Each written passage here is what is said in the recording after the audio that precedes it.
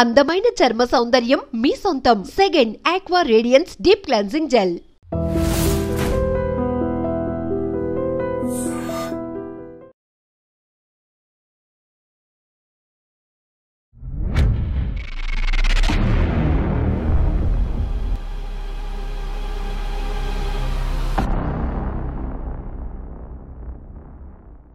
Financial మ్యాటర్లో rape కేసులు పెట్టి బాధలు పెడతారు. ఇద్దరు ఇష్టపడి కమిట్ అయిపోయి ఇక్కడ ప్రేమించి పెళ్లి చేసుకుంటానని చెప్పినవాడు ముందు తొందరపడ్డం అనేది చాలా తప్పది. లవ్ చేసుకొని కమిట్ అయిపోతున్న అమ్మాయిలు వాళ్ళు ట్రాప్ చేస్తున్నారు అనే వాళ్ళు కాస్త జాగ్రత్త పడతారని ఒక అడ్వైజ్ ఇవ్వడం మంచిదే. మేజర్ అయిన అమ్మాయి అతను ఎందుకు పిలుస్తున్నాడో తెలుసు. తర్వాత అతను మ్యారేజ్ చేసుకొని అన్నాడండి అని ఆ పాతది రేపు అని కన్సిడర్ చేయడానికి కుదరదు అంటూ ఆ అమ్మాయి పెళ్లి చేయాలి, లేదు వాళ్ళకి ఆరోగ్యంగా ప్రాబ్లం ఉంది. ఈ రెండు కారణాల చేత ఆ ప్రాపర్టీ అమ్మాలనుకుంటున్నారు, కానీ వాడు ఖాళీ చేయట్లేదు. ఈ కారణాలు ఏదో ఒక కారణం పెట్టి పోలీస్ స్టేషన్ పెట్టచ్చు. అసలు పోలీస్ స్టేషన్కి వెళ్ళటానికే లేదు.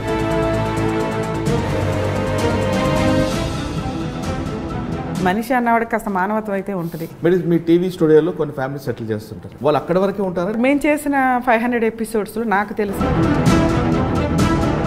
కోర్టులో వేసేవాడికి దేఖానా లేదు, అక్కడ సెటిల్ చేసేవాడికి అంతవరకు. Father attempt to rape complaint allegation ఇచ్చింది. ఫాదరా అడాప్ట్ ఫాదర్ అంటే ఫాదరే. ఆ అమ్మాయి వండుతుంది, వెనక నుంచి వచ్చి పట్టుకున్నాడండి. మనం ఎంటర్ అయినాకే రియాలిటీ వస్తుంది ఎప్పుడైనా కానీ.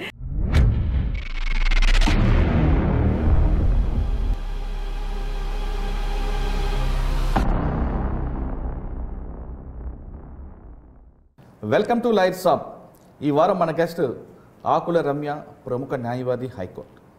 రమ్య గారు మహిళల కేసులే కాకుండా ఎక్కడ అన్యాయం జరుగుతుందో ఆ అన్యాయానికి బాధితులు ఎవరు ఉన్నారో అది మగవారైనా వాళ్ళ పక్షాన్ని నిలబడే వ్యక్తి కాబట్టి ఆవిడకి తెలుగు రాష్ట్రాల్లో కాకుండా పక్క రాష్ట్రాల్లో కూడా ఆవిడకి అంతమంది ఫ్యాన్స్ ఉన్నారు. అంటే బాధితులు మగ ఆడ అని కాకుండా ధనిక పేద అని చూడకుండా అన్యాయం జరిగితే వాళ్ళ పక్షాన వాదించడం ఆమె ప్రత్యేకత.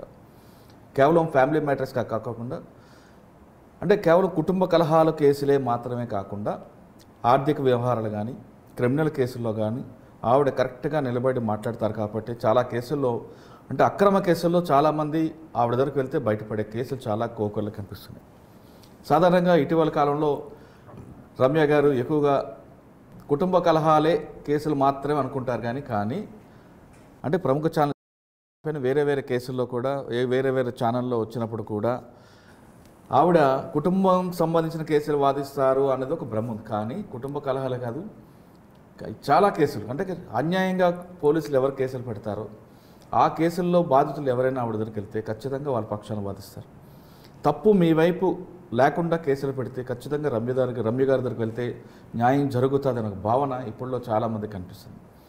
అంతొక్కటే కాకుండా సివిల్ మ్యాటర్స్ అవ్వచ్చు, అన్ని విషయాల్లో కూడా రమ్య గారు హస్బెండ్ ఇద్దరు కూడా లా ప్రాక్టీస్ చేస్తూ ప్రజల పక్షాన అంటే బాధితుల పక్షాన నిలబడడానికి నిరంతరం కృషి చేస్తున్నారు. అలాంటి వ్యక్తి ఈ వారం మన గెస్ట్.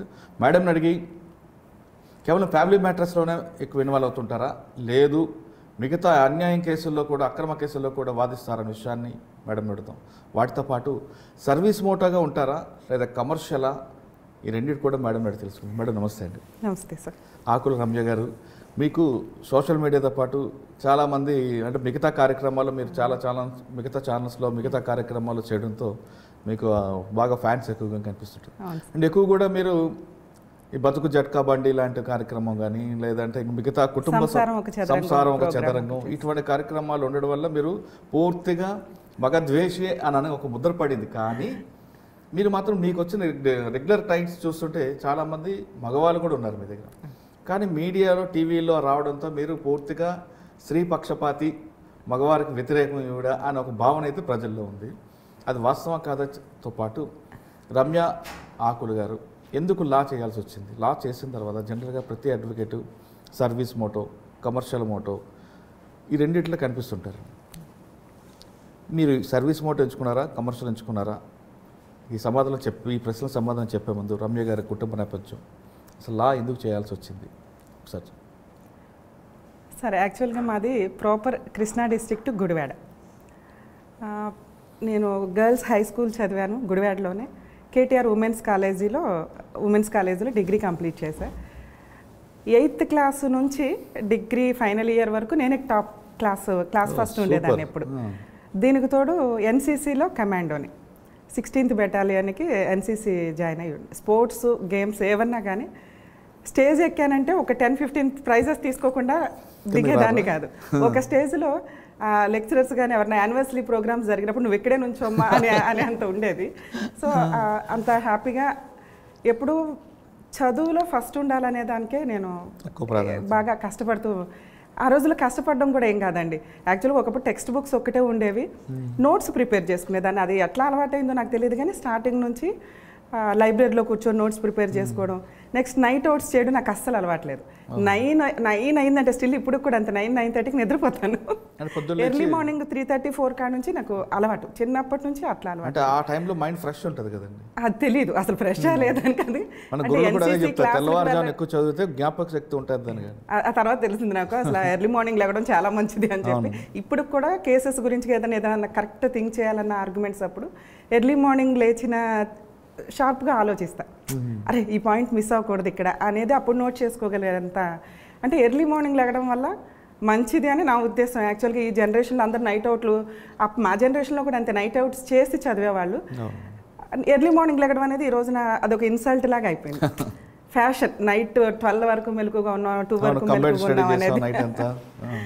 సో అలా అయిపోయినాక డిగ్రీ అయిపోయినాక అంటే మేబీ 22 years బ్యాక్ నా ప్రాక్టీస్ సీనియారిటీ ఇప్పుడు 22 years. డిగ్రీ అయిపోయిన తర్వాత అప్పట్లో లేడీస్ చదవడం అంటే డిగ్రీ, ఇంకా అంతకంటే పెద్ద పెద్ద కోర్సులు కూడా ఏమి రాలే. బీకామ్, BA, BSc ఇంతకంటే పెద్దగా ఏమి లేవు. అది కంప్లీట్ అయింది, బీకామ్ నాది కంప్లీట్ అయింది సార్. ఆ తర్వాత ఉంటే CA ఉండేది, ICW ఉండేది, లేదా ఏదైనా బ్యాంక్ ఎగ్జామ్స్ కానీ ఇవి కానీ చేస్తూ ఉండేవాళ్ళు. సో ఆ టైంలో మాకు ట్యూషన్లో ఉన్న ఫ్రెండ్లు ఎవరైతే ఉన్నారో వాళ్ళ నాన్నగారు గుడివాడ కోర్టులో పబ్లిక్ ప్రాసిక్యూటర్. అవునా? సో ఆయన అప్లై చేస్తున్నారు, ఎంట్రన్స్ ఎగ్జామ్స్ ఒకటి ఉంటుంది, విజయవాడ వెళ్ళి ఎంట్రన్స్ ఎగ్జామ్ రాయాలి. సరే అతను అప్లికేషన్స్ తీసుకొచ్చి మా ఫ్రెండ్స్ అందరికీ ఇచ్చారు, మీరు కూడా రాయండి అంటే అతను కోచింగ్ తీసుకుంటూ చదువుకున్నారు. నేను ఇంకొక అమ్మాయి కూడా అందరం కలిసి వెళ్ళాము ఎగ్జామ్కి. వాళ్ళిద్దరూ డిస్క్వాలిఫై అయ్యారు. సరదాగా వెళ్ళి అటెండ్ అయిన నాకు యూనివర్సిటీ సీట్ వచ్చింది సార్, నాగార్జున యూనివర్సిటీ. యూనివర్సిటీ నుంచి సీట్ వచ్చినప్పుడు నాగార్జున యూనివర్సిటీ గుంటూరులో. యాక్చువల్గా మా ఇంట్లో వాళ్ళు, మా అమ్మగారు అయితే చాలా ఇంట్రెస్ట్ చూపించారు, చదివితే బెటరు ఎంత చదివినా. సో ఆ టైంలో క్వాలిఫై అవ్వడం వల్ల యూనివర్సిటీ నుంచి నాకు ఇంటర్వ్యూ లెటర్ వచ్చింది అప్లై చేసినప్పుడు. అయితే ఆ యూనివర్సిటీ ఫస్ట్ టైం కౌన్సిలింగ్కి వెళ్ళినప్పుడు భయపడ్డా. అదొక ఫారెస్ట్ లాగా ఉండేది. నెక్స్ట్ అసలు ఒక క్యాస్ట్, రిలీజియన్ అనేది నాకు అసలు అక్కడ చిన్నప్పుడు తెలియదు. యూనివర్సిటీలో అది చాలా ఎక్కువ ఉండేది అప్పట్లో. గ్రూప్స్ ఉండేవి వాళ్ళకి, రిజర్వేషన్ గ్రూప్స్ కానీ అట్లా. ఇక ఆ వాతావరణం కానీ అంత ఫారెస్ట్ సిస్టమ్ కానీ ఫస్ట్ టైం నేను అక్కడ దాకా వెళ్ళటం, అంటే అంత హాస్టల్లో ఉండడం అనేది, అక్కడే ఉండి హాస్టల్లో ఉండి చదవాలి. ఇంటి దగ్గర నుంచి అట్లా వెళ్ళింది ఎప్పుడు లేదు నేను. సో ఆ పొజిషన్ వచ్చినప్పుడు ఎట్లా ఉందంటే భయం వేసింది. ఫస్ట్ కౌన్సిలింగ్ నేను అసలు అప్లై చేసి సీట్ వచ్చినా కూడా వెనక్కి వచ్చేసాను. తర్వాత ఒక 2 years అట్లా కంటిన్యూ అవుతుండగా నేను చదివిన కాలేజీలోనే లెక్చరర్గా ఇంటర్ ఫస్ట్ ఇయర్ వాళ్ళకి సివిక్స్, ఎకనామిక్స్ అట్లా కంటిన్యూ చేస్తూ వచ్చాను. ఇమీడియట్ సెకండ్ కౌన్సిలింగ్ కూడా పిలిచారు వితిన్ 6 months స్పాన్ ఆఫ్ దీంట్లో. సెకండ్ కౌన్సిలింగ్కి అప్పుడు మాకున్న ప్రిన్సిపాల్ ఎవరైతే ఉన్నారో వాళ్ళు, లేదమ్మా అసలు యూనివర్సిటీ సీట్ ఎవరు వదులుకోరు, మీరు ఎందుకు వదులుకుంటున్నారు, వెళ్ళండి లా చదివి అక్కడ కంప్లీట్ చేయండి బాగుంటుంది అది ఇది అంటే యూనివర్సిటీ జాయిన్ అయ్యాను సార్. అట్లా లా కంప్లీట్ అయింది. అక్కడ కూడా 3 years నేనే క్లాస్ ఫస్ట్ ఉండేదాన్ని. హాస్టల్ సిస్టమ్స్ కానీ అక్కడ కొంచెం ర్యాగింగ్ ఇది కూడా ఉండేది. కానీ లా స్టూడెంట్స్ని ర్యాగింగ్ చేసేవాళ్ళు కాదు, లా వాళ్ళు ర్యాగింగ్ చేసేవాళ్ళు కూడా కాదు. వాళ్ళని చేసేవాళ్ళు కాదు జూనియర్స్, వీళ్ళు సీనియర్ అయినా కూడా చేసేవాళ్ళు కాదు. మిగతా వాటిలో ఉంటే మేము సూపర్వైజింగ్ చేసేవాళ్ళు, ఎవరైనా చేస్తున్నారా హాస్టల్స్లో అని. సో అట్లా లా కంప్లీట్ అయిపోయిన తర్వాత ఇమీడియట్గా మళ్ళీ మ్యారేజ్లు చేసే సిస్టమ్ కదా, అట్లీస్ట్ హైకోర్టు ప్రాక్టీస్ చేద్దామని 2001లో ఎన్రోల్మెంట్ అయింది సార్ నాది. ఎన్రోల్మెంట్ అయిన తర్వాత ఒక 6 months హైకోర్టులో ప్రాక్టీస్ నేర్చుకోవడానికి ఉంటూ ఉండగా పంజాగుట్టలో మోడల్ చిట్ ఫండ్ కంపెనీలో నాకు ప్యానల్ అడ్వకేట్ కింద అపాయింట్మెంట్ వచ్చింది. అంటే మీరు హైకోర్టు రాకముందు మీకు సీనియర్ అడ్వకేట్ ఎవరి దగ్గర నేర్చుకున్నారు? గురువు ఎక్కడ చేయలేదు సార్. డైరెక్ట్గా యూనివర్సిటీ నుంచి హైకోర్టుకి వచ్చాను. అంటే అట్లీస్ట్ మళ్ళీ మ్యారేజ్ అయిపోతే అప్పట్లో హైదరాబాద్ రావడం అంటే చాలా గొప్ప. అంటే మేబీ వచ్చిన వాళ్ళు వచ్చేసి ఉండొచ్చు, కానీ లేడీస్కి ఫ్యామిలీ నుంచి ఎవరో లేరు, గబుక్కుని రావడం అనేది కొంచెం కష్టం. అప్పుడు మ్యారేజ్ అయిందా మీకు? అవలేదు సార్. అసలు మ్యారేజ్ అయితే మళ్ళీ వాళ్ళు పంపిస్తారో లేదో. అట్లీస్ట్ ఈ లోపల హైకోర్టు అన్న ప్రాక్టీస్ ఎలా ఉంటుంది చేస్తే ఇంకా లోయర్ కోర్ట్ ప్రాక్టీస్లే ఉంటాయి కామన్గా. అట్లీస్ట్ హైకోర్టు నాలెడ్జ్ తెలియాలి అంటే అక్కడ కొంచెం ప్రాక్టీస్ చేస్తే బెటర్ అని చెప్పి ఇక్కడ నాకంటే మాదో గ్రూప్ ఉండేదండి, లేడీస్ ఫ్రెండ్స్, బాగా బెస్ట్ ఫ్రెండ్స్, స్టిల్ ఇప్పటికీ అదే ఫ్రెండ్షిప్ కంటిన్యూ అవుతుంది. ఆ అమ్మాయికి డిగ్రీ ఫైనల్ ఇయర్ అవ్వగానే మ్యారేజ్ అయిపోయింది. వాళ్ళు హైదరాబాద్లో సెటిల్ అయ్యారు, నేను లా జాయిన్ అయ్యాను. అట్లా ఒక్కొక్కరు ఒక్కొక్క ఫీల్డ్కి అట్లా డిఫరెంట్గా. సో ఆ అమ్మాయి ఏంటంటే హైదరాబాద్లో ఉన్నాను కదా, ఇక్కడికి రా, ఇక్కడ ఏదైనా జాయిన్ అవ్వచ్చు హైకోర్టు అంటే తను అనటం కాదు, నేను ఆప్షన్ తీసుకొని హైకోర్టులో ఉండాలి అంటే ఇక్కడ ఉండి హాస్టల్లో జాయిన్ అయ్యి ఒక 6 months హైకోర్టు ప్రాక్టీస్ చేశా, చూడడం కానీ వేరే వాళ్ళకి రిప్రజెంట్ చేయడం కానీ అట్లా. తర్వాత ఈ లోపు నాకు మోడల్ చిట్ ఫండ్ కంపెనీలో ప్యానల్ అడ్వకేట్ కింద అపాయింట్మెంట్ వచ్చింది. సో ఒక 24 వాళ్ళకి బ్రాంచెస్ ఉండేవండి. వాటికి సివిల్ క్రిమినల్ కేసెస్ ఏవైతే చెక్ బౌన్స్ కేసెస్ అవి ఉంటాయో వాటికి నోటీసులు పంపించడం దగ్గర నుంచి నాంపల్లి కోర్టులో రెగ్యులర్ ప్రాక్టీస్. ఇక మా రోజు ఒక 100 to 200 కేసెస్ ఉంటాయి అన్నమాట. అట్లా వాళ్ళకి ఒక 12 years చేశాను సార్.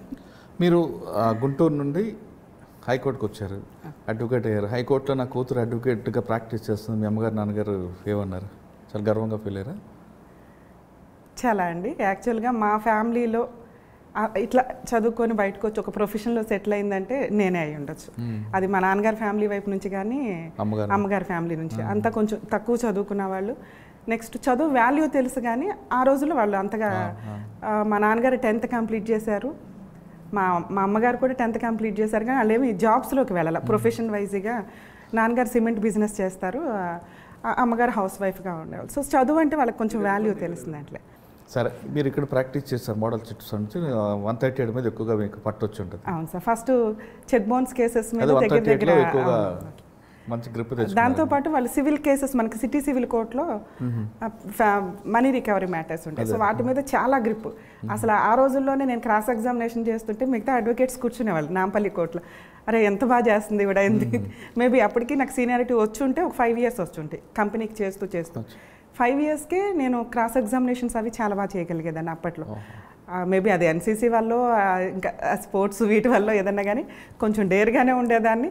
మేబీ సీనియర్స్ దగ్గర చేయకపోవటం వల్ల మాకు ఎప్పుడు ఎటువంటి హెరాస్మెంట్స్ అయితే నేను ఎప్పుడు ఫీల్ అవ్వాలి. ఒక సీనియర్ అని ముద్ర వేయకుండా మీరు ఇండిపెండెంట్గానే ఇంటిగ్రిటీని ఎలా పెంచుకొచ్చారు.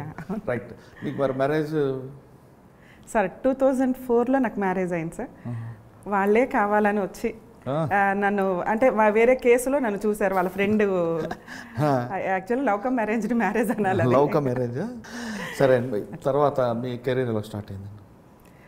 ఇంకా కెరియర్లో పెద్ద ట్విస్ట్లు ఏమి లేవు సార్. నాకు మోడల్ చిట్ ఫండ్ కంపెనీలో వచ్చింది, ఇంకా సెటిల్డ్. హార్డ్ వర్క్కి ఎప్పుడు ఎక్కడైనా కానీ ఛాన్స్ ఉంటుంది. సో కంపెనీలో స్టెప్ బై స్టెప్ నేను ఇక నా కింద వేరే అడ్వకేట్స్ ఉంటూ ఉండేవాళ్ళు అక్కడ. అంటే అక్కడి నుంచి చేస్తూ విడిగా అక్కడ చేస్తూ ఉండగా కొంచెం ఆ కంపెనీ నాకు ఇప్పటికీ స్టైల్. నా జూనియర్స్ని కూడా నేను 10 to 6 ఆఫీస్, మ్యాక్సిమం 9 Saturday 9కి స్టార్ట్ చేస్తాం. అడ్వకేట్ ఆఫీస్ అంటేనే ఈవినింగ్ టైం ఉంటుంది. నా ప్రొఫెషన్ స్టార్టింగ్ నుంచి కార్పొరేట్ స్టైల్లోనే అన్నట్లు. ఈరోజు ఆఫీస్ కూడా అంతే, సండే ఆఫీస్ పెట్టను. మీరు మీ క్లయింట్స్ ఉంటే నేను ఇదవుతాను, కానీ జూనియర్స్ని ఇబ్బంది పెట్టను అసలు. హాలిడేస్ కూడా కామన్గా అసలు ఏదో ఫ్రెండ్లీ ఇదిగానే ఉంటారు మా జూనియర్స్. నా గురించి మా జూనియర్స్ని ఇంటర్వ్యూ చేయాలి నాకంటే కూడా. సో యాక్చువల్గా కంపెనీలో ఉండగా నేను ఆ టైం ఉండగా మిగతా టైంలో చైల్డ్ రైట్స్కి సంబంధించి అచ్యుతరావు గారు అని ఒక ఆయన ఉండేవాళ్ళండి. ఆయన చైల్డ్ రైట్స్ మీద అప్పుడే కొత్తగా ఒక 2008 ఆ టైంలో కొంచెం రెవల్యూటివ్గా స్టార్ట్ చేస్తూ వచ్చారు. నాకు కూడా ఫస్ట్ నుంచి సోషల్ సర్వీస్ బాగా అలవాటు. చనిపోయారు, కోవిడ్ టైంలో చనిపోయారు ఆయన. సో ఆయన అప్రోచ్ అయ్యారు. అప్పటికి ఒక సెన్సేషనల్ కేసు ఏంటంటే కోర్టులకు వెళ్ళడం డిలే అవ్వడం అది ఎప్పుడు కామన్గానే ఉంటుంది. ఒక కానిస్టేబుల్ అనే అతను ఒక అమ్మాయిని లవ్ చేసి మ్యారేజ్ చేసుకోకుండా ప్రెగ్నెన్సీ కేసు ఒకటి నడుస్తూ ఉండగా వాళ్ళు ఎక్కడికి వెళ్ళాలో తెలియక మేము నాంపల్లి కోర్టులో ఉంటే అక్కడ కంప్లైంట్ ఇవ్వడానికి కోసమని ఏదో వచ్చారు. అప్పుడు యాక్చువల్గా హ్యూమన్ రైట్స్ కమిషన్ ఒకటి ఉంది అని జనాలకి అవేర్నెస్ స్టార్ట్ అయింది. ఎందువల్ల అంటే 2005లో మనకి హ్యూమన్ రైట్స్ కమిషన్ వచ్చిన హైదరాబాద్లో సుభాష్ రెడ్డి గారు జడ్జి అయ్యే వరకు కూడా ఒక మానవ హక్కుల కమిషన్ ఒకటి ఉందని జనాలకు పెద్ద అవేర్నెస్ లేదు. సో ఆయన రెగ్యులర్గా ఏదైనా సెన్సేషనల్ కేసు తీసుకుంటే కనుక ఖచ్చితంగా దానికి సంబంధించి న్యూస్లో వచ్చేలాగా చూసుకున్నారు. దానివల్ల మాకు కూడా అవేర్నెస్, ఓకే హ్యూమన్ రైట్స్ కమిషన్కి వెళ్తే మనకి ఇమీడియట్ రిలీఫ్. సో దానివల్ల వాళ్ళ చేత నేను హ్యూమన్ రైట్స్ కమిషన్లో కంప్లైంట్ ఇప్పించాను. అది కొంచెం సెన్సేషనల్ కేసు అయ్యి టీవీ ఛానల్స్లో, కొత్తగా టీవీ ఛానల్స్లో లీగల్గా తీసుకున్నారంటే మేబీ మా టైంలోనే అయ్యి ఉండొచ్చు. ఆ 2008 ఆ టైంలో జీటీవీ వాళ్ళు, ఈటీవీ వాళ్ళు, జెమినీ టీవీ వాళ్ళు, వనితా టీవీ, ఎన్టీవీలో వీళ్ళంతా కూడా అక్కడ స్క్రోల్ చేసి ఇంటర్వ్యూలో వాళ్ళని కూర్చోబెట్టడం కానీ నన్ను కూర్చోబెట్టడం. సో అది కొంత సెటిల్మెంట్ చేసాం మ్యాటర్. అబ్బాయి చేసుకున్నాడు కానిస్టేబుల్గా జాబ్ పోద్దని ఎంత సెన్సేషనల్ అయిపోయినాక. ఆ తర్వాత ఏ కేసు ఫైల్ చేసినా మాకు 1-2 డేస్లో రిలీఫ్లు వచ్చేవి. సుభాష్ రెడ్డి గారు అంత ఫాస్ట్ జడ్జిమెంట్లు ఇచ్చేవాళ్ళు. పెన్షన్ కేసెస్ కానీ, పోలీసుల హెరాస్మెంట్లో ఉన్న కేసెస్ కానీ, ఎప్పుడైనా లవ్ మ్యారేజ్ చేసుకున్న వాళ్ళు ఒకప్పుడు పోలీస్ స్టేషన్కి వెళ్ళటం కానీ అట్లా ఉండేది. కానీ లవ్ మ్యారేజ్ చేసుకుని హ్యూమన్ రైట్స్ కమిషన్కి వచ్చేవాళ్ళు. సో అక్కడ ఫ్రీ సర్వీసు ముందు మంచిగా, అట్లీస్ట్ నా చేతిలో ఉన్న ఆయుధం ఏంటంటే ఫ్రీగా నేను ఒక కేసు చేయగలను అనేదానికి హ్యూమన్ రైట్స్ కమిషన్ నాకు ఒక ప్లాట్ఫామ్లా. మిగతా కోర్టులో అట్లా ఫ్రీగా చేయడం అవ్వదండి. ఎందుకంటే జడ్జెస్ చేతుల్లో ఉంటుంది ఏ జడ్జిమెంట్ ఇవ్వాలన్నా. నెక్స్ట్ దానికి ఒక ప్రాసెస్ ఉంటుంది, పిటిషన్ ఫైల్ చేయాలి, నెంబరింగ్ అవ్వాలి. అంటే మేము బతికేదే ప్రొఫెషన్ మీద ఉన్నప్పుడు దాన్ని వదిలేసుకుని సోషల్ సర్వీసులు చేసేస్తామంటే నమ్మడానికి కొంచెం కష్టమైన విషయం. ఎంత చేయగలమో అంత, దానికున్న ఆయుధం నాకు హ్యూమన్ రైట్స్ కమిషన్లా కనిపించింది. ఫాస్ట్ రిలీఫ్ వచ్చేది. ఒక 3 to 5 years నేను నిజంగా సుభాష్ రెడ్డి గారి హయాంలో కేసెస్ చేస్తాననే చెప్పాలి. దగ్గర ఒక 300 to 500 కేసెస్ మేము చైల్డ్ రైట్స్ మీద కానీ, అచ్యుతరావు గారికి సపోర్టింగ్గా నేను వేసిన కేసెస్ ఫ్రీగా. ఎక్కడన్నా ఏదైనా అన్యాయం జరిగితే, వైలేషన్ ఆఫ్ హ్యూమన్ రైట్స్ జరిగినప్పుడు కానీ, ఎన్విరాన్మెంటల్కి సంబంధించి, అంటే మనకు ఒకప్పుడు జిహెచ్ఎంసీ వాళ్ళు డస్ట్ ఏం క్లీన్ చేయలే, ఒక 1 month మనకు అట్లా ఉండిపోయింది. అది చేంజ్ అయ్యిందంటే నేను వేసిన హ్యూమన్ రైట్స్ కమిషన్లో సుభాష్ రెడ్డి గారు ఇచ్చిన డైరెక్షన్స్ వల్ల. మనకి వాళ్ళు అప్పట్లో స్ట్రైక్ చేశారు ఒక 8 years బ్యాక్. సో ఇట్లా సోషల్ అవేర్నెస్కి సంబంధించి వైలేషన్ ఆఫ్ హ్యూమన్ రైట్స్ జరిగినప్పుడు ఇమీడియట్గా న్యూస్ పేపర్లో, స్టిల్ ఇప్పటికైనా కానీ అంతే, న్యూస్ పేపర్లో చూస్తే వెంటనే వెళ్ళి ఒక పిటిషన్ వేస్తాను. ఎందుకంటే పిల్ కానీ హ్యూమన్ రైట్స్ కమిషన్స్లో కానీ నా చేతిలో ఉన్న పని. నేను వేయగలను, ఫ్రీగా వేయగలను, చేయగా. ఇండివిజువల్గా చేస్తే అట్లా ఉంటుందంటే ఇండివిజువల్గా కూడా చేస్తాయి. ఎవరికి అసలు ఏమి చేసుకోలేరు, వాళ్ళ అడ్వకేట్ దగ్గరికి వెళ్ళలేరు. అలా అంటే 9 months బేబీ ఇష్యూ వచ్చినప్పుడు ఆ రోజు కోర్టుకు వెళ్ళాలి. నేను 8 o'clock ఏమో న్యూస్ పేపర్ చూసా, తట్టుకోలేకపోయా. 8 చేస్తే మా హస్బెండ్ నీకేం చేయాలనిపిస్తే అది చెయ్యి అంటే అప్పటికప్పుడు నేను ఒక్కదాన్నే సెల్ఫ్ డ్రైవ్ చేసుకుని వరంగల్ వెళ్ళిపోయాను. అసలు వాళ్ళ కష్టం ఏంటి, వాళ్ళకి ఏం చేయాలి, ఏం చేయగలుగుతాను. వెంటనే వరంగల్ బార్ కౌన్సిల్కి వెళ్ళి బార్ అసోసియేషన్ ప్రెసిడెంట్కి లెటర్ ఇచ్చా. ఎక్యూజ్డ్ తరపున ఎవరు కేసు చేయొద్దు ఈ బార్ కౌన్సిల్, మీరు రెజల్యూషన్ పాస్ చేస్తారా చేయరా. ఇమీడియట్ ఆయన రియాక్ట్ అయ్యారంటే ఆ ఈవినింగ్ రెజల్యూషన్ పాస్ చేశారు. ఎక్యూజ్డ్ తరపున ఎవరు కేసు చేయలే. మేబీ అనుకోవచ్చు ఎక్యూజ్డ్ తరపున చేయకపోతే గవర్నమెంట్ పెడతారు కదండి అని. పెడతారు గవర్నమెంట్, కానీ 2 వైపులా గవర్నమెంటే. విక్టిమ్ తరపున, ఎక్యూజ్డ్ తరపున గవర్నమెంటే ఉన్నప్పుడు నిజం ఎప్పుడు నిజాయితీగా పనిష్మెంట్లు పడుతూ ఉంటాయి. సో నా ఉద్దేశం ఏంటంటే కొంచెం రేప్ కేసులు అవి చేసేవాళ్ళు కాస్త ఆలోచిస్తే బాగుంది. ఎందుకంటే రేపే ఫాల్స్ కేసులు ఉంటాయి. ఆ ఫాల్స్ కేసులు మనకు తెలిసిపోద్ది, మాకు అసలు ఈజీగా తెలుస్తుంది ఇది ఫాల్స్ కేసా, హానెస్టీ కేసా అని. కొంచెం అట్లాంటి కేసుల్లో కాస్త ప్రొఫెషన్లో ఉన్న వాళ్ళకి అది జాగ్రత్తగా ఉంటే బాగుంటుందని నా ఉద్దేశం. మీరు రేప్ కేసులు టాపిక్ ఎత్తారు కాబట్టి ఒక క్వశ్చన్ అడుగుతాను. నిజంగా రేప్ జరగడం అన్యాయం, దానికి ఎవరికైనా సరే ఏ వయసు సంబంధం లేకుండా శిక్ష పడాల్సిందే. కానీ ఫైనాన్షియల్ మ్యాటర్లో రేప్ కేసులు పెట్టి బాధలు పెడతారంటారు. మరి వాళ్ళకి మనం ఏ విధంగా రిలీఫ్ ఇస్తామంటే? సార్, ఫైనాన్షియల్ మ్యాటర్ అనే కాదు, లవ్ మ్యాటర్స్లో కూడా ఇద్దరు ఇష్టపడి కమిట్ అయిపోయి నన్ను మ్యారేజ్ చేసుకుంటానన్నాడండి, అందుకే వాడేసుకున్నాడు, రేప్ చేశాడు, ఇట్లాంటివి నడుస్తూ ఉంటాయి. అది కూడా ఆ విషయంలో కూడా అమ్మాయి తప్పండి, అమ్మాయి వైపే నిలబెడతా ఉంటాం. ఎందుకంటే ప్రేమించి పెళ్లి చేసుకుంటానని చెప్పినవాడు ముందు తొందరపడ్డం అనేది చాలా తప్పది. ఆ అమ్మాయి విల్లింగ్ వచ్చినా వీడు నిజంగా అమ్మాయిని మీద ఇష్టపడి ఉంటే పెళ్లి వరకు ఆగాలి, రైట్, అమ్మాయికి మనం సపోర్ట్ చేద్దాం. కానీ ఫైనాన్షియల్ మ్యాటర్లో ఇద్దరు ఇష్టపడి కన్సిడర్ అవుతారు, డబ్బుల దగ్గర తేడా వస్తుంది, డబ్బులు తీసుకోవాలని ఇవ్వలేదు కాబట్టి వాడి మీద రేప్ కేసు పెడతానని బెదిరించేవారు ఉంటారు. ఇది కూడా అదే, ఎందుకంటే స్వార్థం, లవ్లో కూడా స్వార్థమే.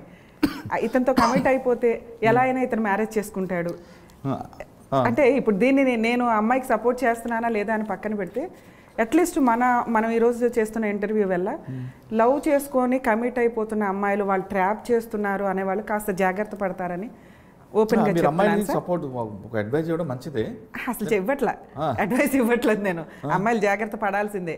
ఎందుకంటే ఒకసారి కమిట్ అయినాక ఇప్పుడున్న సుప్రీంకోర్టు గైడ్ లైన్స్ ప్రకారం మేజర్ అయిన అమ్మాయి అతను ఎందుకు పిలుస్తున్నాడో తెలుసు, ఏం చేస్తున్నాడో తెలుసు, అన్నీ జరిగిపోయినాక నువ్వు వచ్చి ఇది ఇంకా కొంతకాలం కంటిన్యూ అవుతుంది, అవే రిపీటెడ్గా కంటిన్యూ అవుతాయి. తర్వాత అతను మ్యారేజ్ చేసుకొని అన్నాడండి అని ఆ పాతది రేపు అని కన్సిడర్ చేయడానికి కుదరదు అంటూ సెన్సేషనల్ జడ్జిమెంట్ ఇచ్చారండి. కాబట్టి అమ్మాయిలు ఖచ్చితంగా జాగ్రత్త పడాలి.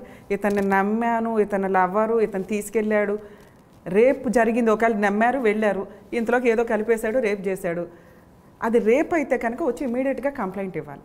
అంతేగాని నన్ను పెళ్లి చేసుకుంటాడని మీరు ఎప్పుడైతే ఎక్స్క్యూజ్ చేశారో, లేకపోతే ఏం జరుగుతుందో మీకు తెలిసి తర్వాత ఎప్పుడో చేసుకొని అన్న తర్వాత ఇచ్చే కంప్లైంట్స్ రేపు కిందకి రావు.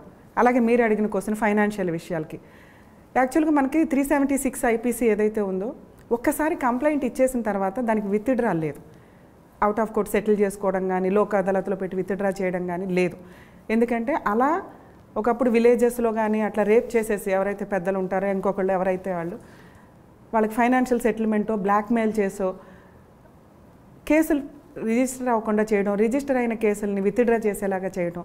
సో రియల్గా సఫర్ అవుతున్న అమ్మాయికి, విక్టిమ్కి న్యాయం జరగట్లేదని 376 ఐపీసీ ఏదైతే ఉందో దాంట్లో విత్డ్రాలు, లోక్ అదాలత్ అనే మ్యాటర్ లేకుండా చేశారు. ఇన్వెస్టిగేషన్ చేసేటప్పుడే ప్రాపర్గా ఇన్వెస్టిగేషన్ చేయాలి. ఒక అబ్బాయి మీద రేప్ కేసు వేసేస్తారు అంటే అతను దాంట్లోంచి బయటపడడానికి చాలా కాలం పడుతుంది. 3 to 5 years పైన కోర్టులో కేసులు నడుస్తూ ఉంటాయి. ఇక దానికి తోడు ఒకసారి ఆ సెక్షన్ పెట్టేసినాక అది నిజమా అబద్ధమా పక్కన పెడితే, ఇది కానీ మనం అల్ట్రాసిటీ కేసులు కానీ మాట్లాడుకుంటే ఒక్కసారి ఎఫ్ఐఆర్ అయిపోయినాక వాటి నుంచి బయటపడాలి అంటే ఇంత సమయం పట్టేటప్పుడు అడ్వకేట్ ఫీజులు అలాగే ఉంటాయి, ఆ భయపెట్టే విధానము అలాగే ఉంటుంది. అంతకాలం అతను మెంటల్ ట్రామాలోనే ఉండాలి, అందుకే ఉండాల్సి వస్తుంది. అందుకే ఆ కేసు రిజిస్టర్ చేసేటప్పుడే పోలీసులను ప్రాపర్గా ఇన్వెస్టిగేషన్ చేయమంటారు. అయినా కూడా ఒక్కోసారి మ్యాన్పులేట్ జరుగుతాయి. అమ్మాయిల విషయంలో పోలీసులు కూడా రిస్క్ తీసుకోవడానికి రెడీగా ఉండరు. ఓకే రేపు అంటుంది కదా, ఉన్న బేసిక్ ఎవిడెన్స్ తోటి ముందు పెట్టేద్దాం, వాళ్ళు కోర్టులో చూసుకుంటారు అని. సో ఒకవేళ ఇట్లాంటి మ్యాటర్స్ సెటిల్ అయితే 100% అది ఫాల్స్ కేసు అయితే కనుక ఖచ్చితంగా గెలుస్తారండి. ఎందుకంటే ఒక కంప్లైంట్ ఇచ్చినప్పుడు విక్టిమే ప్రూవ్ చేసుకోవాలి ఏం జరిగింది, ఎలా జరిగింది, అది నిజమా కాదా అని. సో నిజంగా అది ఫాల్స్ కేసు అయితే మీకు క్రాస్ ఎగ్జామినేషన్లోనే అర్థమైపోద్ది, వాళ్ళని కానీ వాళ్ళ విట్నెస్ని కానీ క్రాస్ చేసినప్పుడు. సో ఇక మిగతా విషయానికి వస్తే ఒకవేళ నిజంగా అవుట్ ఆఫ్ కోర్ట్ సెటిల్మెంట్ అయిపోతే కనుక విత్డ్రాలు లేవు, లోక్ అదాలత్ లేదు కాబట్టి నెక్స్ట్ స్టెప్ ఆ కేసును విత్డ్రా చేసుకోవడాన్ని హాస్టల్ విట్నెస్ అంటారు. తన సాక్ష్యాన్ని తనే డ్యామేజ్ చేసుకుంటూ అంటే కొలాప్స్ చేసుకుంటూ హాస్టల్ విట్నెస్ అనగానే అర్థమైపోతుంది, అరే మరి నా కేసుని నేను తప్పు చేసుకుంటున్నాను అని కాదు, సెటిల్ చేసేసుకున్నారు కాబట్టి కేసుని వీక్ చేసుకుంటుంది. సో ఎప్పుడైతే తను నాకు గుర్తులేదు, ఏం జరిగిందో తెలియదండి, వాళ్ళు సైన్ చేయమన్నారు అందుకే పెట్టానండి అంటాన్ని హాస్టల్ విట్నెస్ అంటాం. సో తన విట్నెస్సే తను క్లోజ్ అయిపోయినప్పుడు ఆటోమేటిక్గా కేసు ఎవిడెన్స్లో క్లోజ్ ప్రాపర్గా ఉండవు కాబట్టి ఆర్గ్యుమెంట్ జరిగింది, జడ్జిమెంట్ పాస్ చేసేస్తారు, సింపుల్ వేలో అయిపోద్ది. అంటే ఈ ట్రిక్ని వాడుతూ ఉంటారు. సో ఇట్లా ఫాల్స్ కేసులు వేసినప్పుడు నిజంగా అబ్బాయిలు కోర్టుల చుట్టూ తిరగలేక సెటిల్ చేసుకుంటూ ఉంటారు. కానీ ఎందుకంటే ఫాల్స్ కేసులు ఎప్పుడు సెటిల్ అవుతాయి, రియల్ కేసులు అనేవాళ్ళు కొంత వాళ్ళకి పనిష్మెంట్ పడాలనే ఫైట్ చేస్తారు. ఇలా సెటిల్మెంట్ చేసుకోకుండా ఫాల్స్ కేసులు పెట్టిన వాళ్ళకి బుద్ధి వచ్చేలాగా ఫైటింగే చేయమని నేనైతే అంటాను. కాకపోతే 3 to 5 years సఫర్ అవ్వాల్సి వస్తుంది ఆ ఒక్క ఇష్యూ తప్ప. ఓకే, ఒక కేస్ స్టడీ చెప్తానండి. నేను పేర్లు చెప్పట్లేదు, ఊరికి చెప్పట్లేదు. వాళ్ళిద్దరి మధ్యన ఆఫీసులో ఫ్రెండ్షిప్. ఓకే, అబ్బాయికి male candidate already married, female character కూడా మ్యారీడ్, డైవర్స్. వీళ్ళిద్దరూ ఆఫీస్లో కొలీగ్స్. వాళ్ళిద్దరి మధ్యన ఇల్లీగల్ ఉంది. వీళ్ళిద్దరి మధ్యన ఫైనాన్షియల్ డిస్ప్యూట్స్ కూడా ఉన్నాయి. ఈ అమ్మాయి దగ్గర డబ్బులు ఆయన తీసుకున్నాడు, ఇవ్వలేదు. అమ్మాయి ఏం చేసిందంటే డబ్బుల కోసం వాడికి ప్రెజర్ ఇచ్చింది. నేను ఇస్తానని చెప్పి ఆయన టైం పాస్ చేసుకుంటూ వచ్చాడు. ఈలోగా ఈ అబ్బాయికి ఫస్ట్ తో డైవర్స్ అయిపోయింది, ఇంకొక మ్యారేజ్ చేసుకుంటున్నాడు. ఆ అమ్మాయి ఏం చేసిందంటే నువ్వు నన్నైనా పెళ్లి చేసుకో, లేదా నాకు ఇవ్వాల్సిన డబ్బులు ఇవ్వు. ఆమె వైపు జెన్యున్గా ఉంది, వాడు ఇవ్వని ఏం చేసుకోవాలి. కానీ అమ్మ డబ్బుల విషయంలో కాకుండా నన్ను రేప్ చేశాడు అని కేసు పెట్టింది. ఓకే, కేసు పెట్టగానే పోలీసులు ఆమె ఇచ్చిన కంప్లైంట్ బేస్ చేసుకుంటూ ఆమె కొన్ని ప్రూఫ్స్ ఇచ్చింది, పలానా టైంలో పలానా ఆర్జు పలానాది అని చెప్పడంతో కేసు రిజిస్టర్ అయింది. బేసిక్ మీరు చెప్తున్న బేసిక్ ఎవిడెన్స్ ఉంది. 164 స్టేట్మెంట్లో కూడా రికార్డ్ చేయించారు. ఒక స్టేజ్కి వచ్చిన తర్వాత ఈ ఫైనాన్షియల్ ఇవ్వాలి కదా పెద్దలు కూర్చొని, ఈ అబ్బాయి ఆల్రెడీ జైలుకి వెళ్ళి వచ్చాడు, జైలుకి వచ్చిన తర్వాత ఈ డబ్బులు ఇవ్వాల్సింది ఇస్తాం, కేసు విత్డ్రా చేసుకోవడానికి డబ్బుల మీద ఇంట్రెస్ట్ కూడా అడిగింది, ఇచ్చేశారు. ఇక్కడ అమ్మాయి మీరు చెప్పినట్టుగా హాస్టల్ అయింది. మరి 164 స్టేట్మెంట్లో రికార్డ్ అయిన తర్వాత కూడా ఆమె హాస్టల్ ఏంటంటే బ్లాక్మెయిల్ చేస్తుంది అనుకోవాలా, లేదు న్యాయస్థానం తప్పుదో పట్టిస్తుంది అనుకోవాలా? సార్ యాక్చువల్గా వీళ్ళ మధ్య ఒక ఇల్లీగల్ రిలేషన్ ఏదైతే నడిచిందో దాన్ని ఆయుధంగా వాడుకుంది. ఎందుకంటే ఇతనికి ఇచ్చిన పేమెంట్స్ ఏదైతే ట్రాన్సాక్షన్ చేసుంటారో మేబీ అది క్యాష్ అనుకోండి, తన కేసులు ఫైల్ చేయడానికి ఉండదు. అక్కడ జరిగిన ఈవిడ వేసిన కేసు కంటే ఆయన చేసిన అన్యాయం ఎక్కువగా ఉంది ఒక రకంగా. ఎందుకంటే నమ్మక ద్రోహం, ఫిజికల్గా వాడేసుకున్నాడు, ఎమోషనల్గా వాడేసుకున్నాడు, ఫైనాన్షియల్గా వాడుకున్నారు. అంత అదృష్టం ఎవరికి ఉండదు. ఎందుకంటే ఇంట్లో ఏదో ఒకటే దొరికింది లేడీస్ దగ్గర నుంచి, ఈయనకి అన్నీ దొరికేసినాయి. సో అట్లాంటప్పుడు అయితే అక్కడ ఆయన వెర్షన్ ఏంటంటే ఆమె సెక్సువల్ కోసమే నాకు ఫైనాన్షియల్ చేస్తుంది ఆయన ఆర్గ్యుమెంట్. సరే ఈయన కాకపోతే 3 మంది దొరుకుతారు. ఒక లేడీ తలుసుకుంది అంటే నేను మేబీ అనకూడదు, కానీ ఆవిడ ఏం చేయాలంటే ఏమన్నా చేయొచ్చు, ఈయన ఒక్కడే కాదు. కాకపోతే కన్వీనియంట్గా ఈయన దొరికాడు, ఈయన కూడా ఖర్చు వేసేసాడు అర్జెంట్గా, ఓకే ఏదో కంఫర్ట్గా ఉంది అని. ఇలాంటి వాళ్ళు కొంచెం ఎక్కువగా ఈ బయట ప్రపంచంలో అన్నట్లుగా ఇన్ని అవకాశాలు ఎవరికి రావంటారా? కామన్. అందుకే సో ఆ పొజిషన్లో ఈయన మాట్లాడుతున్నది తక్కువ. అంటే ఒక అవకాశం ఇవ్వడమే గొప్ప, మళ్ళీ అందులో ఇన్ని రకాల బెనిఫిట్లు ఇవ్వాల్సిన అవసరం ఈయనకైతే ఆవిడ ఇవ్వదుగా. అంటే ఈయన అది వాడుకొని ఈవిడ ఎన్ని రకాలుగా మోసం చేయాలో అన్నీ చేశాడు. నిజంగా ఈయన మంచోడు అయితే ఆవిడ నిజంగా ఎట్లా ఇప్పుడు జెంట్స్ ఎట్లా బిహేవ్ చేశారో ఆవిడ అలాగే బిహేవ్ చేసిందని మనం మాట్లాడుకుందాం. ఈయన పతివ్రతుడు కాబట్టి జాగ్రత్త పడాలి, ఈయన ఇంకో పెళ్లి చేసుకోవాలి, జాగ్రత్తగా ఉండాలి, ఇవన్నీ ఉంటాయి కదా, క్యారెక్టర్ పర్ఫెక్ట్ ఉండాలి అనేది. మరి అది లేదు. నెక్స్ట్ ఈ అమ్మాయిని అన్ని రకాలుగాను వాడుకున్నట్లే లెక్క. అప్పుడు ఆవిడకున్న స్ట్రాంగ్ ఆయుధాన్ని యూజ్ చేసుకుంటుంది ఒక ఉమెన్గా. సో ఆ వేసిన కేసు ఆవిడ హాస్టల్ అవ్వకపోతే ఆటోమేటిక్గా ఈయన సఫర్ చేసిందే ఆవిడకి వచ్చే అదేనండి. అమ్మాయి వైపు నిజంగా అన్యాయం జరిగింది, అమ్మాయి వైపు అన్యాయం ఉంది. ఎందుకంటే మీరు చెప్తున్న 3 రకాలుగా అన్యాయమే సార్, ఇది అన్యాయమే. అమ్మాయికి జరిగింది అన్యాయమే. అంటే వేసిన కేసు ఫాల్స్ కేసు, కానీ ఫాల్స్ అని కాదండి, నిజంగా వాడు చేశాడే అనుకుందాం.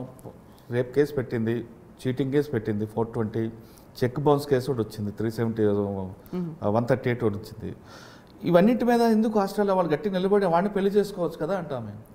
అంటే ఒక్కసారి ఇంత నమ్మక ద్రోహం చేసిన వాడిని చేసుకోవడం వల్ల యూజే లేదు. అంటే పెళ్లి చేసుకొని తర్వాత వేసే కేసులు వీక్ కేసులే మాట్లాడుకోవాలి. జైలుకి వెళ్తాడు కదా వాడు. ఇప్పుడు జైలుకి వెళ్ళే కేసులే లేవు సార్ మన దగ్గర. ఇప్పుడు ఆవిడ వేసిన కేసు ఏదైతే ఉందో అదే జైలుకి వెళ్తాను. అదే ఆ కేసులోనే మేమేమంటామంటే ఖచ్చితంగా వాడి మీద హాస్టల్ అకౌంట్ ఉంటే జైలుకి పోయేవాడు కదా వాడు. ఇట్లాంటి కేసులు వచ్చినప్పుడు క్రాస్ ఎగ్జామినేషన్లో క్యారెక్టర్ అసాసినేషన్ జరిగింది. సో అంత తట్టుకోవడానికి రెడీగా ఉండరు. ఈ ఇతను సెటిల్మెంట్కి వచ్చి కాళ్ళు పట్టుకోకపోతే అమ్మాయి అదే చేసేది. సెటిల్మెంట్కి వచ్చాడు కాబట్టి వీడికి ఇచ్చిన పనిష్మెంట్ ఇది చాలు అనుకుంది, దాన్ని వసూలు చేసుకోవాల్సింది ఏదో వసూలు చేసుకొని వదిలేసింది. అంటే హాస్టల్ అయినంత మాత్రాన ఆవిడ విన్నర్ కాదు అని కాదు. కొన్ని వీళ్ళు కోర్టుల చుట్టూ తిరగలేక, ఆ డైలాగులు ఫేస్ చెయ్యలేక అడ్వకేట్లకు ఇచ్చుకునే ఫీజు అయితే ఈవిడికే ఇచ్చేసుకుంటే సెటిల్మెంట్ అవుతుంది. ఈవిడ కూడా మ్యాక్సిమం వీడిని ఎంత పనిష్ చేయాలో ఎంత టెన్షన్ పెట్టాలో పెట్టేసినట్లే లెక్క. ఈ కేసు వేయడం అనే ఒక ఆప్షన్ ఉండడం వల్లే ఈవిడ తను ఏం పొందాలనుకుందో ఆ రిలీఫ్ పొందినట్లు. సో అది ఫాల్స్ కేసా తర్వాత కేసా అంటే ఎట్లాగో కేసు నడిచినప్పుడు తెలుస్తుంది. అంటే ఇట్లాంటివి నిజంగా జరిగితే వేయాలి, కానీ అసలేమీ జరగకుండా కొంతమంది వేస్తుంటారు. అలాంటి ఉన్నప్పుడు కొంచెం సెటిల్మెంట్లు చేసుకోకుండా వాళ్ళకి పనిష్మెంట్. ఎందుకంటే కేసు ఒక్కోసారి విత్డ్రా అయినప్పుడు విక్టిమ్స్ ప్రాపర్గా ఎవిడెన్స్ లేకుండా ఫాల్స్ కేసు వేశారు అంటే జడ్జికి తెలుస్తుందండి. ఒక్కోసారి ఫైన్ కూడా వేస్తారు వాళ్ళకి, కంప్లైనెంట్కి. అలా వేసేలాగా వెళ్తే కొంచెం. రేప్ కేసులు కాకుండా ఇంకో కేస్ స్టడీలో అమ్మాయి షాప్ ఉంది, ఆమెకి ఆ షాప్లో ఉన్నవాడు ఖాళీ చేయట్లేదు. ఆవిడకి ఆల్రెడీ మ్యారేజ్ అయింది. భర్త ఇచ్చిన సలహా మేరకు నేను షాప్కి వెళ్ళాను, రెంట్ అడిగాను, ఆయన నా చేపట్టుకొని లాగాడు అని ఒక 354 పెట్టింది. సీసీటీవీలో చూసి అదేం లేదు, ఇద్దరి మధ్యన డిస్టెన్స్ ఉంది, కానీ 354 అయితే వచ్చింది. మరి అటువంటి కేసులో అన్యాయం అంటారా, అక్రమం అంటారా, న్యాయం అంటారా? దానికి ఇందాక మాట్లాడుకున్న దానికే సరిపోద్ది. ఎందుకంటే ఒక షాప్ కానీ ఒక హౌస్ కానీ టెనెంట్ వెకేట్ చేయను అంటే వెకేట్ చేయించడానికి చాలా కష్టం అవుతుంది. లీగల్గా వెళ్ళాలి, కష్టపడి సంపాదించుకొని లోన్స్ కడుతూ ఉంటారు, లేకపోతే దాని మీద ఇంకా అప్పులు ఉంటాయి.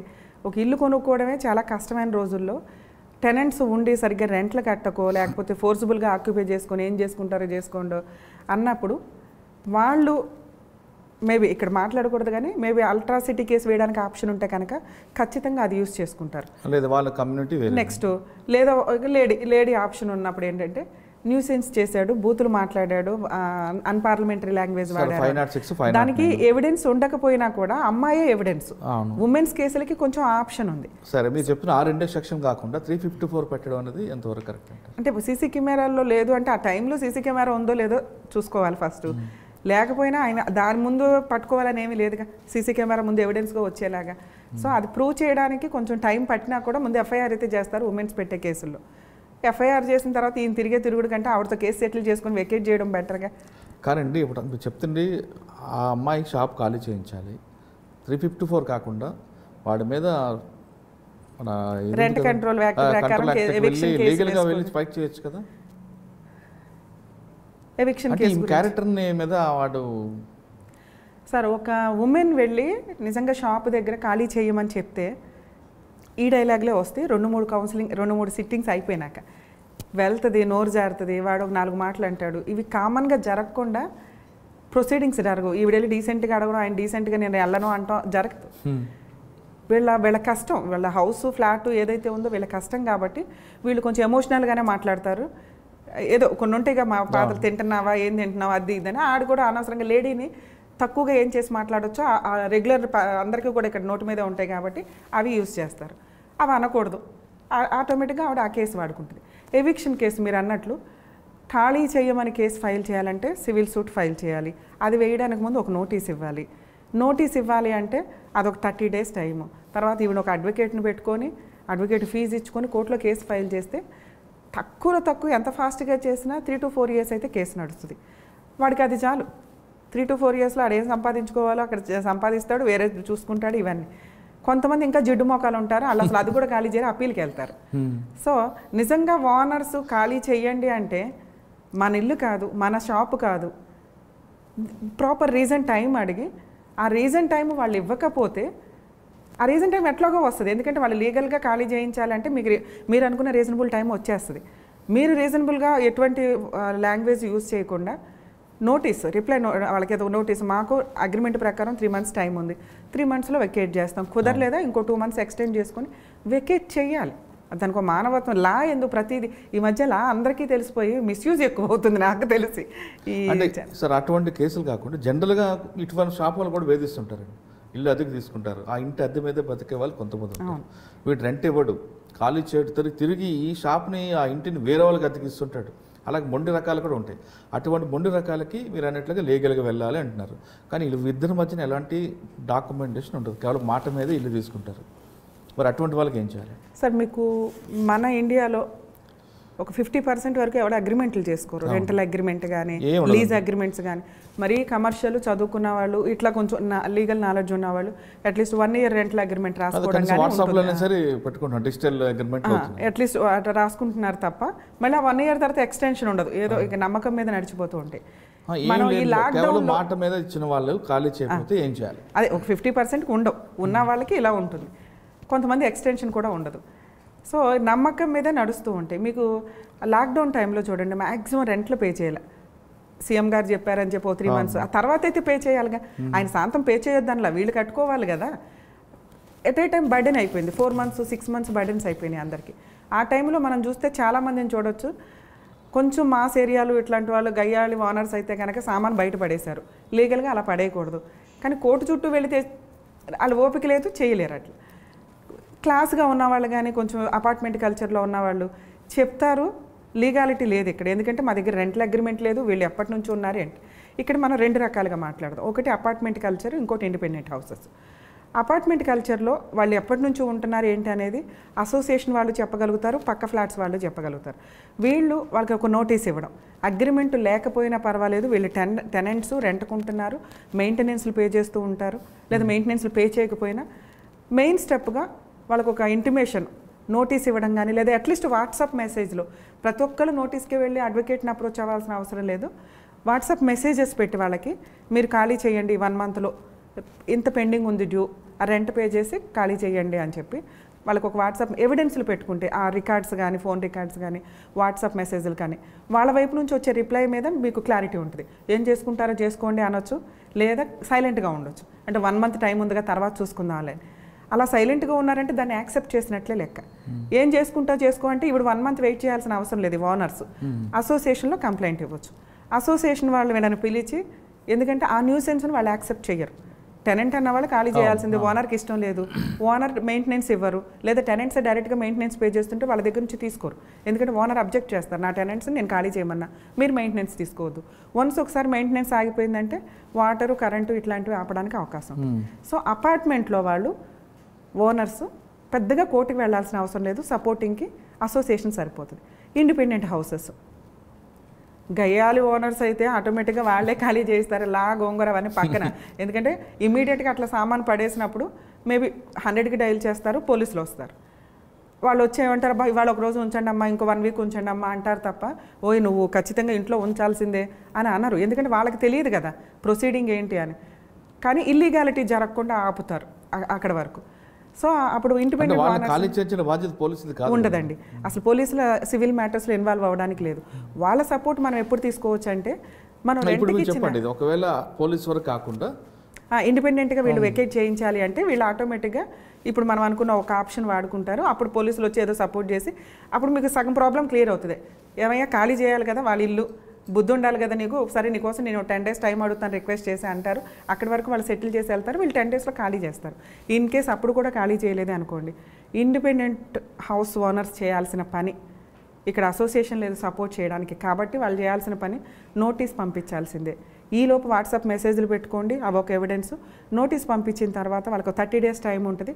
అప్పుడు కూడా వాళ్ళు వెకేట్ చేయకపోతే ఎవిక్షన్ సూట్ ఫైల్ చేసుకోవాల్సిందే. కోర్టులో కేసు ఫైల్ చేసిన తర్వాత అవుట్ ఆఫ్ ఆర్డర్తో వేసుకుంటే మేబీ 1.5 yearలో అవ్వచ్చు. మీకు అయ్యే అడ్వకేట్ ఖర్చులతో పాటు వాళ్ళకి అడ్వకేట్ ఖర్చులు అవుతూ ఉంటాయి. సో వాళ్ళు రెగ్యులర్గా రెంట్ పే చేస్తూ అన్నీ ప్రాపర్గా ఉన్నా కూడా ఓనర్ ఖాళీ చేయమన్నారు అంటే ఒక రీజన్ చూపించాలి. రెంట్ పెంచుతుంటే వాళ్ళు యాక్సెప్ట్ చేయట్లేదనో, లేకపోతే వాళ్ళు దేనికోసం ఏ పర్పస్ మీద రెంట్కి ఇచ్చామో దానికి యూజ్ చేయట్లేదనో, ఇల్లీగాలిటీకి వాడుతున్నారనో, ఇల్లీగాలిటీకి కానీ ఇచ్చిన పర్పస్ కాకుండా దానివల్ల పబ్లిక్ న్యూసెన్స్ జరుగుతుంది అన్నప్పుడు పోలీసులు సపోర్ట్ తీసుకోవచ్చు, వాళ్ళే ఖాళీ చేయిస్తారు. మిగతా ఏమన్నా కానీ జరుగుతుంటే కనుక వీళ్ళు కోర్టుకు వెళ్ళి ఎవిక్షన్ సూట్ వేసుకొని తెచ్చుకోవాల్సిందే, వేరే ఆప్షన్ లేదు. కరెక్ట్. కానీ ఏం డాక్యుమెంట్స్ లేవు, ఏమీ లేకపోయినా సార్ వాళ్ళ ఇంట్లో రెంట్కుంటున్నారు అనేది ఒక ఎవిడెన్స్. నేను ఇప్పుడు మీరు మా ఇంట్లో రెంట్కుంటున్నారు, మన ఇద్దరి మధ్య ఏ అగ్రిమెంట్ లేదు, నేను ఖాళీ చేయమని మెసేజ్ ఇచ్చాను, మీరు నేను ఖాళీ చేయనో నాకు ఇంకా టైం కావాలనో ఏదో ఒక రిప్లై ఇస్తారు, లేదా అసలు ఏమీ రిప్లై ఇవ్వలే. మీరు నా ఇంట్లో లేనప్పుడు మీరు ఎందుకు ఊరుకుంటారు? మీరెవరమ్మా నాకు మెసేజ్ పెట్టారు, నేను మీ ఇంట్లో ఎక్కడున్నాను అంటారు. మీరు సైలెంట్ ఉన్నారంటే మీరు నా ఇంట్లో ఫలానా రోజు నుంచి అనుకోండి, కోర్టుకు వెళ్ళే టైం అవుతుందని పోలీస్ స్టేషన్కి వెళ్తే మీరు అనేది పోలీసు వాళ్ళు సపోర్ట్ చేయరు, సివిల్ మ్యాటర్ అంటారు. కానీ ఇక్కడ మీ సెక్షన్లో ఒకటి ఉంది 448 ట్రెస్పాస్. అందులో ఏం చెప్తుంది క్లాజ్ 1, 2, 3, 4 అంటే 3 clauseలో నువ్వు లీగల్గా లోపలికి ఎంటర్ అయినా నీ లీగల్ పీరియడ్ అయిన తర్వాత ఉన్నావు కాబట్టి ఇల్లీగల్గా నువ్వు ఉన్నట్లు అవుతుంది. ప్లస్ ఆ సెక్షన్ చూపిస్తూ నువ్వు ఇల్లీగల్గా ఉన్నావు కాబట్టి నువ్వు వెకెట్ చేయని ఖాళీ చేయడానికి వెళ్ళినప్పుడు వాడేదో బెదిరించాడని ఇంకొక సెక్షన్ యాడ్ చేస్తూ పోలీసులు తీసుకోవచ్చు కదా? తీసుకోరు సార్. ఆ యాక్ట్ జరగాలి, ఓనర్ వెళ్ళి గొడవ పడాలి, గొడవ పడినప్పుడు వీళ్ళ కేసు రిజిస్టర్ అవుతుంది, వాళ్ళ కేసు రిజిస్టర్ అవుతుంది. బూతులు తిట్టుకోవాలి కదా. కొంతమంది జిడ్డు తిట్టుకోకలేదండి. అసలు మీరు అన్న ట్రెస్పాస్ చేయడానికన్నా ఇల్లీగల్గా ఆక్యుపై చేసుకొని ఉన్నారు అనటానికి క్రిమినల్ యాక్షన్ టెనెంట్స్ దాంట్లో యూస్ చేసుకోరు అంటున్నా. ఎందుకంటే మీరు ఇన్ని రోజులు యాక్సెప్ట్ చేసేసారు కదా, యాక్సెప్ట్ చేసి మీకు రెంటల్ అగ్రిమెంట్ లేదు, మీరు ఇందాక అంటున్న ప్రాసెస్ రెంటల్ అగ్రిమెంట్ లేనప్పుడు మీరు వేసే క్రిమినల్ కేసు మెయింటైనబిలిటీ అవ్వదు. అప్పుడు మీరు వెళ్ళి మళ్ళీ ప్రైవేట్ కంప్లైంట్ వేసుకోవాలి. క్రిమినల్ కేసులో దాని మీద పనిష్మెంట్ పడుతుంది కానీ ఖాళీ చేయమని ఉండదు. వీళ్ళకి కావాల్సింది ఖాళీ చేయించుకోవడం. అసలు పనిష్మెంట్ ఎప్పుడు పడాలి దాంట్లో? ఆ పనిష్మెంట్ పడడం కంటే ఖాళీ చేయడం అనేది ఒక ఆర్డర్ కదా. దీంతో పాటు మీకు రెంట్ డిపాజిట్ చేయాల్సి ఉంటుంది, మీకు రెంట్ పోదు. ఇక్కడ ఎవిక్షన్ సూట్ వేసుకున్నప్పుడు ఖచ్చితంగా ఖాళీ చేయించడానికి డైరెక్షన్స్ వస్తాయి. అప్పటిదాకా రెంట్ క్యాలిక్యులేషన్ అవుతూ ఉంటుంది, వాడు డిపాజిట్ చేసే వెకేట్ చేయాలి ఉంటుంది. క్రిమినల్ కేసు కంటే వెకేట్ చేయించాలి అంటే సివిల్ ప్రొసీడింగ్సే బెటర్. ఓకే, ఈ రెండు కాకుండా అసలు క్రిమినల్ కేసు ఎలాగో అవుతుంది, ఎందుకంటే ఓనర్ వెళ్ళి పోట్లాడిన తర్వాత వాళ్ళు పోట్లాడుకొని ఒక క్రిమినల్ కేసు అయితే బుక్ చేసుకుంటారు ఇద్దరు కామన్గా. మరి సీనియర్ సిటిజన్స్ వాళ్ళు ఉన్న వాళ్ళు కొంచెం పోట్లాడలేరు కాబట్టి అడ్వకేట్ని కలిసి నోటీసులు పంపిస్తారు. ఒక 30% నోటీస్ స్టేజ్లోనే వెకేట్ చేయడానికి చూస్తారు. ఎందుకంటే వాళ్ళకి కావాల్సిన 1-2 months అప్పటికి సరిపోతుంది. మరీ ఇక జిడ్డు మొఖాలు లేకపోతే షాప్స్ రన్ చేస్తున్న వాళ్ళు అప్పటికప్పుడు ఆ బిజినెస్ని అక్కడ నుంచి వేరే చోట షిఫ్ట్ చేయలేరు కాబట్టి వాళ్ళు ఒక 1 year డ్రాగ్ చేయడానికి చూస్తారు. అయినా కూడా వీళ్ళకి 1 year ఇవ్వడం కుదరదు. కేసు వేయడం వల్ల ఏంటంటే మేబీ లక్కీగా వాళ్ళు ఖాళీ చేస్తే ఓకే విత్డ్రా చేసుకుంటారు, అప్పటిదాకా రెంట్ వసూలు చేసుకొని. ఖాళీ చేయకపోతే మీకు టైం సేవ్ అవుతుంది కదా కోర్టుకి అప్రోచ్ అవ్వడం వల్ల. కరెక్ట్ అండి. ఇప్పుడు ఇంటి వరకు చెప్పారు, షాపులు తీసుకుందామండి. షాపు మీరు ఒక సామాన్యుడు షాప్ అద్దెకిస్తాడు, అద్దె మీద బతుకుతాడు. ఆ షాప్ని ఖాళీ చేయించమంటే వాడు ఏమంటాడంటే గుడ్ విల్ ఇస్తాను ఖాళీ చేస్తాను అంటాడు. ఆ గుడ్ విల్ కూడా ఆకాశానికి దీంట్లో ఉంటాయి, వాళ్ళు ఇవ్వము అంటారు, వాడు ఖాళీ ఇచ్చాను అంటాడు. సరే యాక్చువల్గా ఇందాక అదే ప్రాసెస్ మనం చెప్పింది. షాప్స్ విషయానికి వచ్చేసరికి వాళ్ళు పెట్టిన టైం పీరియడ్ ఉంటుంది. మీకు హౌసెస్లో కానీ ఫ్లాట్స్లో కానీ రెంటల్ అగ్రిమెంట్ అంటాం. బిజినెస్ పెట్టేటప్పుడు వాళ్ళతో లీజ్ అగ్రిమెంట్ చేసుకోవడం ఉంటుంది. అది 3 years 5 years ఇచ్చినప్పుడు వాళ్ళు ఎన్ని ఇయర్స్ నుంచి అక్కడ ఉంటున్నారు అనేది ఉంటుంది. గుడ్ విల్ ఇచ్చి ఖాళీ చేయించమని ఎక్కడ ఉండదు. ఎందుకంటే ఏదైతే లీజ్ అగ్రిమెంట్ లేదో వీళ్ళకి లైబిలిటీస్ తక్కువ ఉంటాయి, వాళ్ళకి తక్కువే ఉంటాయి. సో వాళ్ళు డిమాండ్ చేస్తున్నట్లు లెక్క ఖాళీ చేయడానికి. మీరు అన్నట్లు ఇప్పుడు క్రిమినల్ కేసులు ఫైల్ చేసుకోవడానికి ఉంటుంది.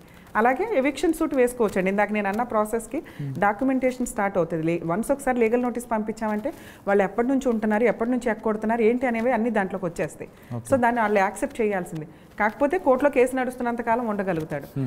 ఉన్నంత వరకు వీళ్ళు ప్రెజర్ చేసినందుకు ఒక్కోసారి కోర్టు పనిష్మెంట్ కూడా వేస్తుంది వాళ్ళకి. సివిల్ ప్రొసీడింగ్స్ అయినప్పటికీ కూడా ఫైన్ రూపంలో నీ రెంట్తో పాటు వాళ్ళని ఇంత సీనియర్ సిటిజన్స్ని నువ్వు ఇంత సఫర్ చేసి ఎదురు గుడ్ విల్ డిమాండ్ చేసావు, సో అని చెప్పి ఫైన్ కూడా వేయడానికి అవకాశం. ఓకే, గుడ్ విల్ కాకుండా ఈ షాప్ వాడి వైపు మనం మాట్లాడితే ఈ షాప్ అక్కడ ఖాళీ చేస్తే వాడి కుటుంబం రోడ్డు మీదకి వస్తుంది, టెనెంట్ది.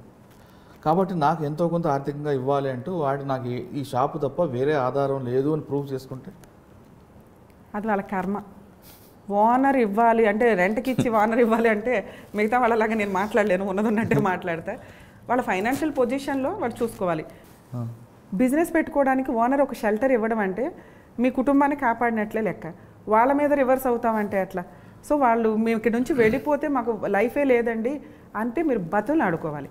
ఓనర్ని బతులు ఆడుకోకుండా డిమాండ్ చేసే పొజిషన్లో ఉంటే మీ క్యారెక్టర్ దిగజారిపోయినట్లే లెక్క. సో వీళ్ళు మీకు అంత ఛాన్స్ ఇచ్చారు అంటే అంత క్రూరులు ఎవరు ఉండరు.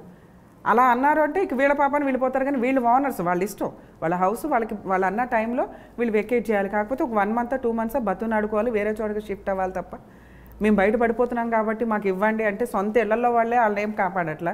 ఓనర్కి ఏం పని, వీళ్ళకి కాంపెన్సేట్ చేసి బయటికి పంపించడానికి కాంపెన్సేట్ చేస్తారండి. ఎప్పుడంటే వీళ్ళు లీజ్ అగ్రిమెంట్ రాసుకొని కరెక్ట్గా వాళ్ళు డెవలప్మెంట్ అవుతున్న టైంలో మాకు అర్జెంటుగా కావాలి వెకేట్ చేయండి అని. అటువంటప్పుడు టెనెంట్ కనుక కేసు ఫైల్ చేసుకుంటే లీజ్ అగ్రిమెంట్ కంప్లీట్ అయ్యేదాకా వెకేట్ చేయమని రైట్స్ ఓనర్కి ఉండవు. అట్లా సేఫ్ చేసుకోగలరు తప్ప ఒక హౌస్ ఆక్యుపై చేసేసుకొని మేము ఇప్పుడు బయటకు వెళ్తే బతకలేం మీరు ఇవ్వండి అంటే కుదరదు. ఓకే, ఇంకొక ఫ్యామిలీ ఒక షాప్ ఉందండి, ఆ అమ్మాయి పెళ్లి చేయాలి, లేదు వాళ్ళకి ఆరోగ్యంగా ప్రాబ్లం ఉంది. ఈ 2 కారణాల చేత ఆ ప్రాపర్టీ అమ్మాలనుకుంటున్నారు, కానీ వాడు ఖాళీ చేయట్లేదు. ఈ కారణాలు ఏదో ఒక కారణం పెట్టి పోలీస్ స్టేషన్ పెట్టచ్చా?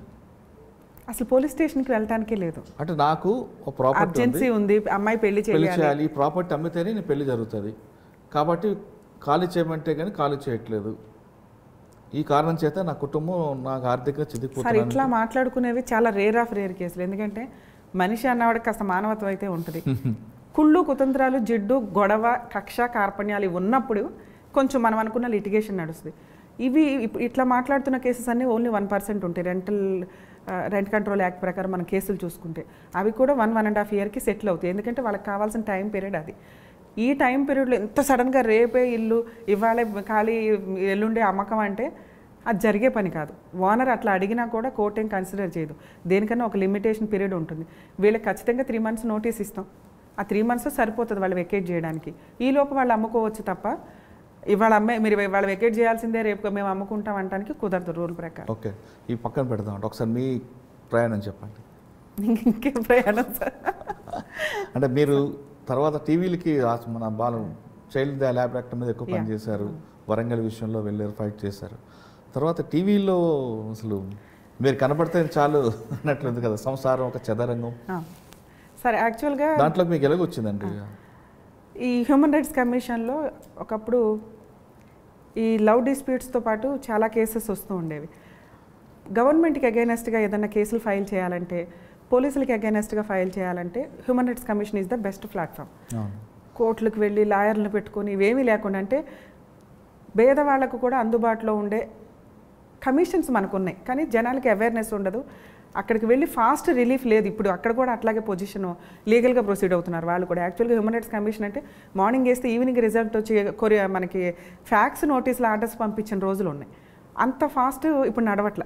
అది అంటే అక్కడ ఉండే జడ్జెస్ మీద డిపెండ్ అయి ఉంటే, వాళ్ళకున్న ఫెసిలిటీస్ మీద డిపెండ్ అయి ఉంటే పైనుంచి వచ్చే డైరెక్షన్స్. మేబీ నేను ఈ స్టేజ్ మీద అది మాట్లాడడానికి అవకాశం ఉందో లేదా, కానీ మేము ఫాస్ట్గా చూసిన పొజిషనే నేను చెప్పగలను. ఇప్పుడు ప్రజెంట్ అట్లా నడవట్ల. ఒక పిటిషన్ ఫైల్ చేస్తే మేబీ కొన్ని కేసెస్ 1 month పడితే, కొన్ని కేసెస్ 3 months డేట్ పడుతున్నాయి, ఫస్ట్ డేట్. దానికంటే కోర్టుకి వెళ్ళడం బెటర్ ఆ పొజిషన్ కంటే. సో హ్యూమన్ రైట్స్ కమిషన్లో ఇట్లా నడుస్తున్న టైంలో నేను వేసే కేసెస్ అన్నీ కూడా రెగ్యులర్గా న్యూస్ ఛానల్స్లో వచ్చేవి. హ్యూమన్ రైట్స్ కమిషన్లో రమ్య గారు ఈ కేసు వేశారు, రమ్య గారు. దాంతోపాటు అప్పుడప్పుడే కొత్తగా లీగల్ అవేర్నెస్ ప్రోగ్రామ్స్ నడుస్తున్నాయి TV5లో కానీ, NTVలో కానీ, వనితా టీవీలో, వాటిలో రెగ్యులర్ వెళ్తూ ఉండేదాన్ని. అలా నడుస్తూ ఉండగా జయసుధ గారిది మా టీవీలో అందమైన జీవితం అని ఒక ప్రోగ్రామ్ చేశారు డైరెక్టర్ భారతి గారు, భారతీ కృష్ణ గారు. వాళ్ళ అడ్వకేట్స్ని చూస్ చేస్తూ ఉంటే ఈచ్ ఎపిసోడ్కి ఒక అడ్వకేట్ని పెట్టుకున్నారు వాళ్ళు. ఒక ఎపిసోడ్కి నేను వెళ్ళాను. నేను మాట్లాడిన 5 minutes ఆ రోజు ట్రోల్ ఫుల్. ఎంత రికగ్నైజేషన్ వచ్చిందంటే ఆ జయసుధ గారితో చేసిన ప్రోగ్రామ్. ఒక కలరు, ఒక అపీరెన్సో, ఏమి బ్యాక్గ్రౌండ్ అసలు ఈ రోజుకి నేను సెటిల్ అయ్యానంటే ఓన్లీ నా ఇండివిజువల్ బ్యాక్గ్రౌండే లేదు. సెల్ఫ్ హానెస్టీ ప్రాక్టీసు, ఉన్నట్టు మాట్లాడడం, నిజాయితీగా వెళ్ళటం. ఫ్రీగా చేసే కేసులు ఫ్రీగాను చేస్తాను, ఫీజులు తీసుకునే చోట నేను పర్ఫెక్ట్గా చేస్తాను కాబట్టి నా ఫీజు ఇంతే. అది కొన్ని కేసులు అరే రమ్య గారు ఏంటి ఇంతే తీసుకున్నారనుకోవచ్చు, కొన్ని కేసులు రమ్య గారు ఎందుకంటే వర్త్ అంత ఉంటుంది. వేరే చోటుకి వెళ్తే అంతకంటే ఎక్కువ అవుతాయి, అది నా క్లయింట్స్కి తెలుసు. సో ఆ హానెస్టీ ఏదైతే ఉందో నేను ఆ రోజు షోలో మాట్లాడింది డైరెక్టర్కి వాళ్ళ వైఫ్కి బాగా నచ్చి ఆ నెక్స్ట్ సుమలత గారితో ఒక 500 episodes సంసారం ఒక చదరంగం ప్రోగ్రామ్ పెట్టుకున్నారండి. ఆ ప్రోగ్రామ్కి పూర్తి కాంట్రాక్ట్ నేను, మొత్తం ఆ ఎపిసోడ్స్ అన్నీ నావి. ఎంత బాగా వెళ్ళిందంటే నిజంగా సుమలత గారిని నేను హోస్ట్ చేసిన వాళ్ళ గెస్ట్లు ఎవరైతే ఉంటారో వాళ్ళలో సుమలత గారు బెస్ట్ అని నేను అనుకుంటున్నాను. అంత సీనియర్, మేబీ ఈ జనరేషన్ వాళ్ళకి తెలియకపోవచ్చు, కానీ అంత సీనియర్ ఆర్టిస్ట్ అయ్యుండి కూడా వాళ్ళ ఇంట్లో వాళ్ళు, అది నేను ఇంకా హ్యాపీగా ఫీల్ అయ్యేదంటే వాళ్ళ ఇంట్లో వాళ్ళు కానీ, వాళ్ళ వర్కర్స్ కానీ, వాళ్ళ డ్రైవర్లు కానీ నన్ను చూడడానికి షోకి వచ్చేవాళ్ళు. ఆవిడ అనేది రమ్య నిన్ను చూడడానికి వస్తున్నారు వాళ్ళు అని. నేను వచ్చి ఆ 15-20 minutes ఎపిసోడ్ చాలా బాగా ఇదయ్యాను. ఆవిడ ఏ రోజు కూడా రమ్య గారిని తగ్గించండి ఇది అని ఎప్పుడు అనలా, అది నాకు తెలుసు. ఎందుకంటే డైరెక్టర్ కూడా పూర్తి ఫ్రీడమ్ ఇచ్చేసారు నాకు. షో అంత బాగా వెళ్ళింది. ఎందుకంటే మా స్టేజ్లో మేము అక్కడికి వచ్చే వాళ్ళందరూ కూడా కొంతమంది అంటారా అలా పిలవండి, వీళ్ళని పిలవండి, సెలబ్రిటీలను పిలవండి, దమ్ముంటే వీళ్ళకి సెటిల్ చేయడం, అవి ఏవి ఫాల్స్ కేసులు కాదు. హానెస్టీగా పేదవాళ్ళు ఎవరైతే ఉంటారో, మిడిల్ కోర్టుల చుట్టూ వెళ్ళలేక, అడ్వకేట్స్ని పెట్టుకోలేక వెక్స్ అయిపోయిన ఎవరైతే ఉంటారో వాళ్ళు అక్కడికి వచ్చేవాళ్ళు, అవన్నీ హానెస్టీ కేసులే, అక్కడికక్కడ సెటిల్ చేసేవాళ్ళం. మ్యాక్సిమం మా ఎపిసోడ్స్ ఎట్లా ఉండేయంటే నేను అగ్రిమెంట్స్ కూడా రాసేదాన్ని, ఇట్లా సెటిల్మెంట్ అయిందని కలిపి పంపించడానికి ఎక్కువ చూసేవాళ్ళం. ఇన్ కేసు లేదంటే సెటిల్ చేసి అడ్వకేట్స్కి రిఫర్ చేయించేవాళ్ళం, వాళ్ళు వేరే వాళ్ళ నుంచి వస్తారు కాబట్టి. సో అట్లా సెటిల్ చేసాం. అది 500 episodes అయిపోయినాక మా టీవీలో అయిపోయిందండి. ఏది బిగ్ బాస్ షోస్ వల్ల వాళ్ళదే ఇంకా ఆగిపోయింది. తర్వాత రోజా గారితో, జీవిత గారితో బతుకు చెట్కా బండిలో కూడా మధ్యలో ఎపిసోడ్స్కి వెళ్తూ చేసేదాన్ని. అంటే మీరు ఆ కార్యక్రమాలు వచ్చిన వాళ్ళకన్నా సెటిల్ చేస్తారు, కానీ బయట ఎప్పుడైనా మీరెవరు సెటిల్ చేయడానికి ఎవరైనా క్వశ్చన్ చేస్తే మీరు సమాధానం ఏంటి? సార్, లోక్ అదాలత్ అనేది చేయగలిగే కెపాసిటీ ఉండి ఎవరైనా కానీ ఫ్రీగా పబ్లిక్కి ఏమి డిమాండ్ చేయకుండా పబ్లిక్కి సర్వీస్ చేసే రైట్స్ ఉంటాయి. అది లోక్ అదాలత్ అవ్వచ్చు, NGOs అవ్వచ్చు, ఇట్లా ప్రోగ్రామ్ అవ్వచ్చు. వాళ్ళకి ఇష్టం లేకుండా ఫోర్సిబుల్గా తీసుకొచ్చే రైట్స్ ఎవరికి లేవు, లోక్ అదాలత్కి లేదు. లోక్ అదాలత్ అంటే ఈక్వల్ టు జడ్జెస్ ఉంటారు అక్కడ, అడ్వకేట్స్ ఉంటారు. అట్లాగే NGOsకి ఫోర్సిబుల్గా తీసుకొస్తే NGOs మీద కంప్లైంట్ ఇవ్వచ్చు. అలాగే టీవీ ఛానల్స్ వాళ్ళు ఇష్టపడి మాకు న్యాయం చేయండి మేము ప్రోగ్రామ్, ఎందుకంటే అది చేసి డబ్బులు కలెక్ట్ చేశారు కదా, అదొక రేటింగ్ తెచ్చుకున్నారు కదా అంటే అటువంటి ఇన్సిడెంట్లు ఉన్న వాళ్ళు ఎక్కడెక్కడో ఉంటారు, వాళ్ళు రాలేరు అక్కడ దాకా. సో వాళ్ళకి అది ఒక ఎగ్జాంపుల్గా ఉంటుంది అనే దాని మీద వీళ్ళు టీవీలో ప్రోగ్రామ్ చేసి న్యాయం చేస్తున్నారు. సో అలా చేయకూడదు అని మేము ఎప్పుడూ ఫేస్ చేయలేదు. రూల్ నేను అది కూడా చదువుకున్నా. యాక్చువల్గా ఇలా చేసే రైట్స్ ఉన్నాయా, సో లోక్ అదాలత్ అనేది పబ్లిక్, ఇప్పుడు మనకి గ్రామాల్లో గ్రామ పెద్దలు ఎట్లా సెటిల్ చేస్తారో మ్యాటర్స్, ఇది కూడా అట్లాగే లీగాలిటీగా ప్రాబ్లం లేని టాపిక్ అది. మీరు మీ టీవీ స్టూడియోలో కొన్ని ఫ్యామిలీ సెటిల్ చేస్తుంటారు, వాళ్ళు అక్కడి వరకే ఉంటారా, నిజంగా బయట కూడా మీరు ఇచ్చిన దీనికి ఫాలో అవుతుంటారా? సార్ మేము చేసిన 500 ఎపిసోడ్స్లో నాకు తెలిసి నా నెంబర్ ఎప్పుడు కూడా యూట్యూబ్ ఛానల్స్లో కానీ ప్రతి చోట డిస్ప్లే ఉంటుంది. ప్రాబ్లం వచ్చింది అని నాకు వచ్చిన కాల్స్ ఒక 2-3 ఉంటాయి. మేడం ఇప్పటిదాకా బాగానే ఉన్నాం, రీసెంట్గా గొడవ అయింది. కోర్టులో వేసేవాడికి దేకాన లేదు, అక్కడ సెటిల్ చేసేవాడికి అంతవరకు. ఫెయిల్ అయినవి చాలా తక్కువ. మీరు 500 ఎపిసోడ్లు చేసిన కేసుల్లో మీకు బాగా గుర్తుండిపోయిన కేసు ఒకటి చెప్పండి. అంటే ఇంత పేదటిక్ కేసు దేన్ని సెటిల్ చేశాను అని ఒక మెమరీ అయితే మీకు ఉంటుంది కదా? అట్లా కొంచెం 2-3 ఉన్నాయి సార్. ఒకటి, నేను వచ్చిన గెస్ట్లు ఎవరైతే ఉన్నారో ఒక ఆవిడ చాలా పేద ఆవిడ. మీరు సడన్గా అడిగినప్పుడు 3 years బ్యాక్వి నేను చెప్పలేకపోవచ్చు, కానీ ఒక ఎపిసోడ్ నేను స్పాంటేనియస్గా గుర్తొచ్చింది. ఒకప్పుడు అడాప్షన్ అనేది ఎక్కడ దొరికితే పిల్లల్ని వాళ్ళు పెంచుకుంటూ ఉండేవాళ్ళు. ఇప్పుడంటే దాంట్లో పిల్లల్ని హెరాస్ చేయడం, వేరే వాళ్ళకి అమ్మేయడం, ఇవన్నీ జరుగుతున్నాయని బాగా స్ట్రిక్ట్ రూల్స్ వచ్చినాయి.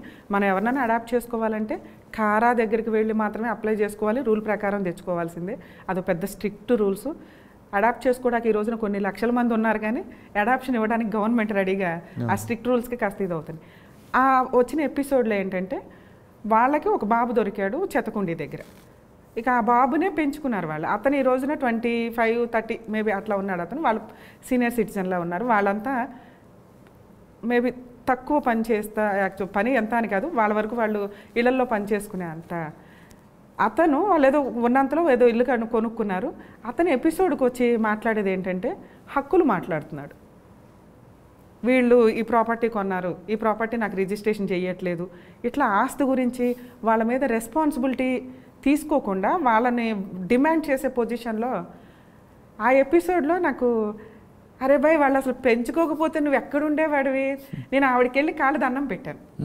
అది అసలు ఎక్కడన్నా హానెస్టీ కనిపిస్తే నేను అసలు తట్టుకోలేనండి. ఎవరో ఆవిడ అసలు ఆవిడకి దండం పెట్టి వాడికి ఇచ్చాను చూడండి.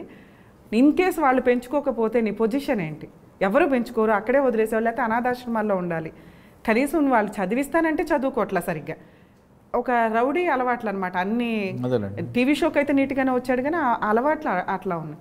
సో అదొక ఎపిసోడ్ అండి. నిజంగా పెంచుకోకపోతే వాళ్ళ లైఫ్ ఎలా ఉండేది. అది ఎక్స్ప్లెయిన్ చేయగానే వాళ్ళ మార్పు వచ్చిందా? అతనికి అంటే చెప్పేవాళ్ళని బట్టి ఉంటుంది సార్. నేను కొంచెం గట్టిగానే ర్యాష్గా రియాక్ట్ అయ్యా. వీళ్ళ వాల్యూ తెలియచేయగలిగాను, నెక్స్ట్ లా తెలియచేయగలిగా.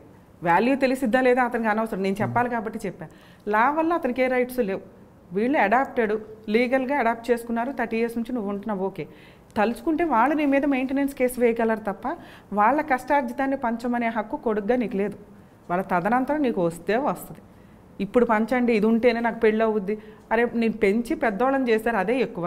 నువ్వు కష్టపడి మంచి క్యారెక్టర్తో ఉంటే వచ్చే సంబంధాలు వస్తాయి. వీళ్ళు ఇల్లు ఇచ్చేస్తేనే సంబంధం అవుతుంది అనేది రాంగ్. కాబట్టి లీగాలిటీ తెలియజేసి కొంచెం తిట్టే పంపించినట్లు లెక్క. తర్వాత కౌన్సిలింగ్ కూడా ఇచ్చామండి అతనికి, ఇంక నుంచి బాగా చూసుకోమని వాళ్ళని. ఇక వీళ్ళు కూడా అంత ఎఫెక్షన్. అంటే లా ఎప్పుడైతే లేదని తెలుస్తుందో జైలుకి పంపిస్తాంగా, మామూలుగా ఊరుకోగా మనం మాట్లాడేది పంపిస్తామా లేదనే తర్వాత కానీ అక్కడ మేము వరకు రియాక్ట్ అయ్యేది అలా ఉంటుంది. కాబట్టి ఇక్కడ నుంచి బాగా చూసుకుంటానండి అది ఇది అన్నారు. మేబీ ఇప్పుడు ఎట్లా ఉన్నారు మనకు తెలియదు, కానీ అక్కడి వరకు వాళ్ళంతా హ్యాపీ. వెళ్ళేటప్పుడు కలిసి వెళ్ళారు, అది అంత బాగా అనిపించింది. ఇది కాకుండా ఫ్యామిలీ మ్యాటర్స్ చెప్పండి సార్. ఫ్యామిలీ మ్యాటర్స్ విషయానికి వచ్చేసరికి ఒక అమ్మాయి బెంగళూరు నుంచో ఎక్కడి నుంచో వచ్చారు వాళ్ళు. ఫాదరు అటెంప్ట్ టు రేప్ అనే కేసు ఒకటి కంప్లైంట్ ఎలిగేషన్ ఇచ్చింది. ఎపిసోడ్ ఫాదరే డ్రింకరు. అమ్మ ఏదో గొడవపడి ఇంట్లోంచి వెళ్ళిపోయింది. అమ్మ ఒక క్యారెక్టర్, నాన్న ఒక క్యారెక్టరు. అసలు ఎపిసోడ్ అంతా ఒక సైడ్ నడుస్తుందండి. అందరూ అయ్యో అయ్యో అయ్యో ఎట్లా కూడా ఉంటుందా. నిజమే.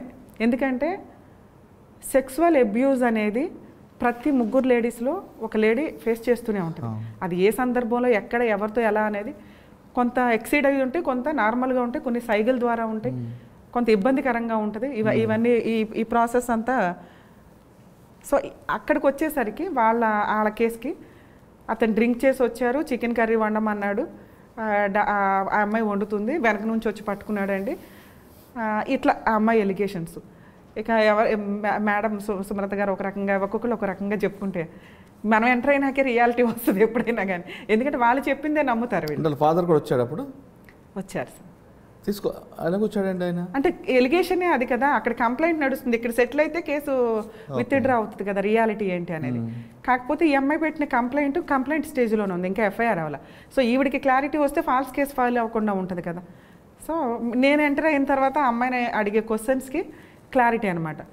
ఎట్లా ఉన్నాడు ఆయన అంటే ఫుల్ డ్రింక్లో ఉన్నాడు అని. ఆ డ్రింక్లో ఉన్న వ్యక్తి ఈవిడ చెప్తున్న ఎలిగేషన్స్ జరగవు. డోర్ ఓపెన్ ఉంది, ఒక డాడీ ఆ రకమైన చర్య చేస్తుంటే ఎక్కడ పట్టుకోకూడని పట్టుకుంటే పరిగెత్తుకుని బయటకు వచ్చేయచ్చు. నువ్వు డోర్ ఎందుకు తీయలేదంటే ఆయన గట్టిగా పట్టేసుకున్నాడు అందుకే తీయలే. ఎంతసేపు 1 అవర్ పట్టుకునే ఉండరుగా. సో పారిపోవడానికి అవకాశం ఉంది. పైగా వాళ్ళ ఇళ్ళన్నీ దగ్గర ఫొటోస్ కూడా తీసుకొచ్చింది తను. ఆ ఫొటోస్ చూసినప్పుడు చాలా పక్కన ఆ పక్కింటోళ్ళు వంట చేసుకుంటూ ఎదురింటోళ్ళు వంట చేసుకుంటూ ఎదురుగానే కనిపిస్తున్నారు. ఆ అమ్మాయి కిటికీలోంచి మాట్లాడినా వంట చేస్తూ ఉండగా పట్టుకున్నాడనో ఏదో ఎలిగేషన్ అన్నట్టు. ఇమీడియట్గా రియాక్ట్ అయ్యి ఏదన్నా ఇవ్వచ్చు. తర్వాత 1 వీక్ తర్వాత వెళ్ళింది పోలీస్ స్టేషన్కి. వాళ్ళ అమ్మకి చెప్పినా వచ్చి గోప పగల కొడుతుంది వాళ్ళ నాన్న. సో ఇవన్నీ కూడా కొంచెం ఫాల్స్గాను రియల్గా జరగవు. ఎందుకు వేశారు అంటే వాళ్ళ అమ్మ ఈవిడ ఆల్రెడీ వేరే లవర్ తోటి వెళ్ళిపోవాల్సిన పొజిషన్ ఈయన అబ్జెక్ట్ చేస్తున్నాడు. ఇక ఉన్న అబ్జెక్షన్కి వాళ్ళిద్దరూ వెళ్ళిపోవాలి కాబట్టి ఈయన్ని వదిలించుకోవడానికి ఉన్న ఆయుధం ఫాల్స్ కేసు ఫైల్ చేయడం ఆయన మీద. ఎందుకంటే భార్య మీద ఎలిగేషన్స్ తోటి ఆ భార్య ఈయన మీద కేసులు వేయడానికి ఉండదు. ఆవిడ ఆల్రెడీ వెళ్ళిపోతుంది కదా ఏ రోజుకి ఆ రోజు. ఇక ఈ పిల్ల తప్పించుకోవాలంటే ఈయన కంట్రోల్ పెడుతున్నాడు కూతుర్ని. ఈ ఫాల్స్ కేసు అన్నట్లు అది కొంచెం అమ్మాయికి కాస్త గట్టిగా చెప్పే పంపించాం ఆ రోజు. ఆయన పాప నేర్చుకుంటే అది వెళ్ళాడు కానీ పరువు అయితే పోయింది కానీ అట్లా. కొన్ని సందర్భాలు అలా ఉంటాయి. పెట్టింది కదా. ఇప్పుడు మీరు చెప్తుంటేనే ముందే నేను బాధ అనిపడ్డా. ఈ ఎపిసోడ్స్ అన్ని మనకి హాట్‌స్టార్లో ఉంటాయి సార్. ఇంకా స్టిల్ వాళ్ళు యూట్యూబ్లో ఎక్కువ పెట్టలేదు కానీ హాట్‌స్టార్లో. మీరు లాగి కొట్టిన కేసులు ఉన్నాయి ఎవరినైనా? అసలు సార్ నేను చాలా డిగ్నిటీ ప్రాక్టీస్. కొట్టడం ఏంటి సార్? అంటే ఇటువంటి కోపం వచ్చినప్పుడు టీవీ షోల్లోనా? అస్సలు ఎప్పుడు కొట్టలేదు సార్. అంటే నా వాయిస్తే సరిపోతుంది వాళ్ళకి. సుమలత గారు ఉన్నంత వరకు సేఫ్గా కూర్చుంటారు. రమ్య గారు వస్తారు అన్న దగ్గర నుంచి వీళ్ళలో షివరింగ్ స్టార్ట్ అవుతుంది. ఎందుకంటే ఉన్నది ఉన్నట్లు నిజాయితీని చీల్చి చెండాడుతూ ఉంటాను అక్కడ. ఎందుకంటే మాట్లాడే క్వశ్చన్స్లో క్లారిటీ వచ్చేస్తుంది. వాళ్ళు అబద్ధాలు చెప్తున్నారా వచ్చి నిజం చెప్తున్నారా అని. ఇప్పుడు మీరు 2 కేసులు ఫాల్స్ కేసు చెప్పారు. రియల్గా విక్టిమ్ ఉంటారండి, ఒకటి చెప్పండి. హస్బెండ్ వచ్చి ఒక సీనియర్ సిటిజన్ అండి. ఆయన విడిపోయి 30 years అవుతుంది. కూతురు భార్య 2 కొడుకులు, వాళ్ళ పెళ్ళిళ్ళు కూడా అయిపోయినాయి. ఈయన వచ్చి కంప్లైంట్ ఇచ్చారు. ఏంటంటే ఈయన ఆల్రెడీ వేరే మ్యారేజ్ చేసుకున్నారు, ఉంటున్నారు. 30 years తర్వాత ఈవిడొచ్చి నాకు మెయింటెనెన్స్ ఇవ్వమనండి, ఆయన సంపాదించుకున్న ఆస్తిలో వాటాలు ఇవ్వమనండి, లేకపోతే వీళ్ళిద్దరు కొడుతున్నారు ఆయన దగ్గరికి వెళ్ళి. 2వ మ్యారేజ్ చేసుకున్నారు. 30 years నుంచి 2వ మ్యారేజ్కి సంబంధించి ఆవిడ మీద ఎటువంటి కంప్లైంట్ ఇవ్వలేదు.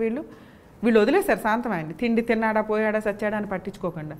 అతను మా ఎపిసోడ్స్ని అప్రోచ్ అయ్యారు.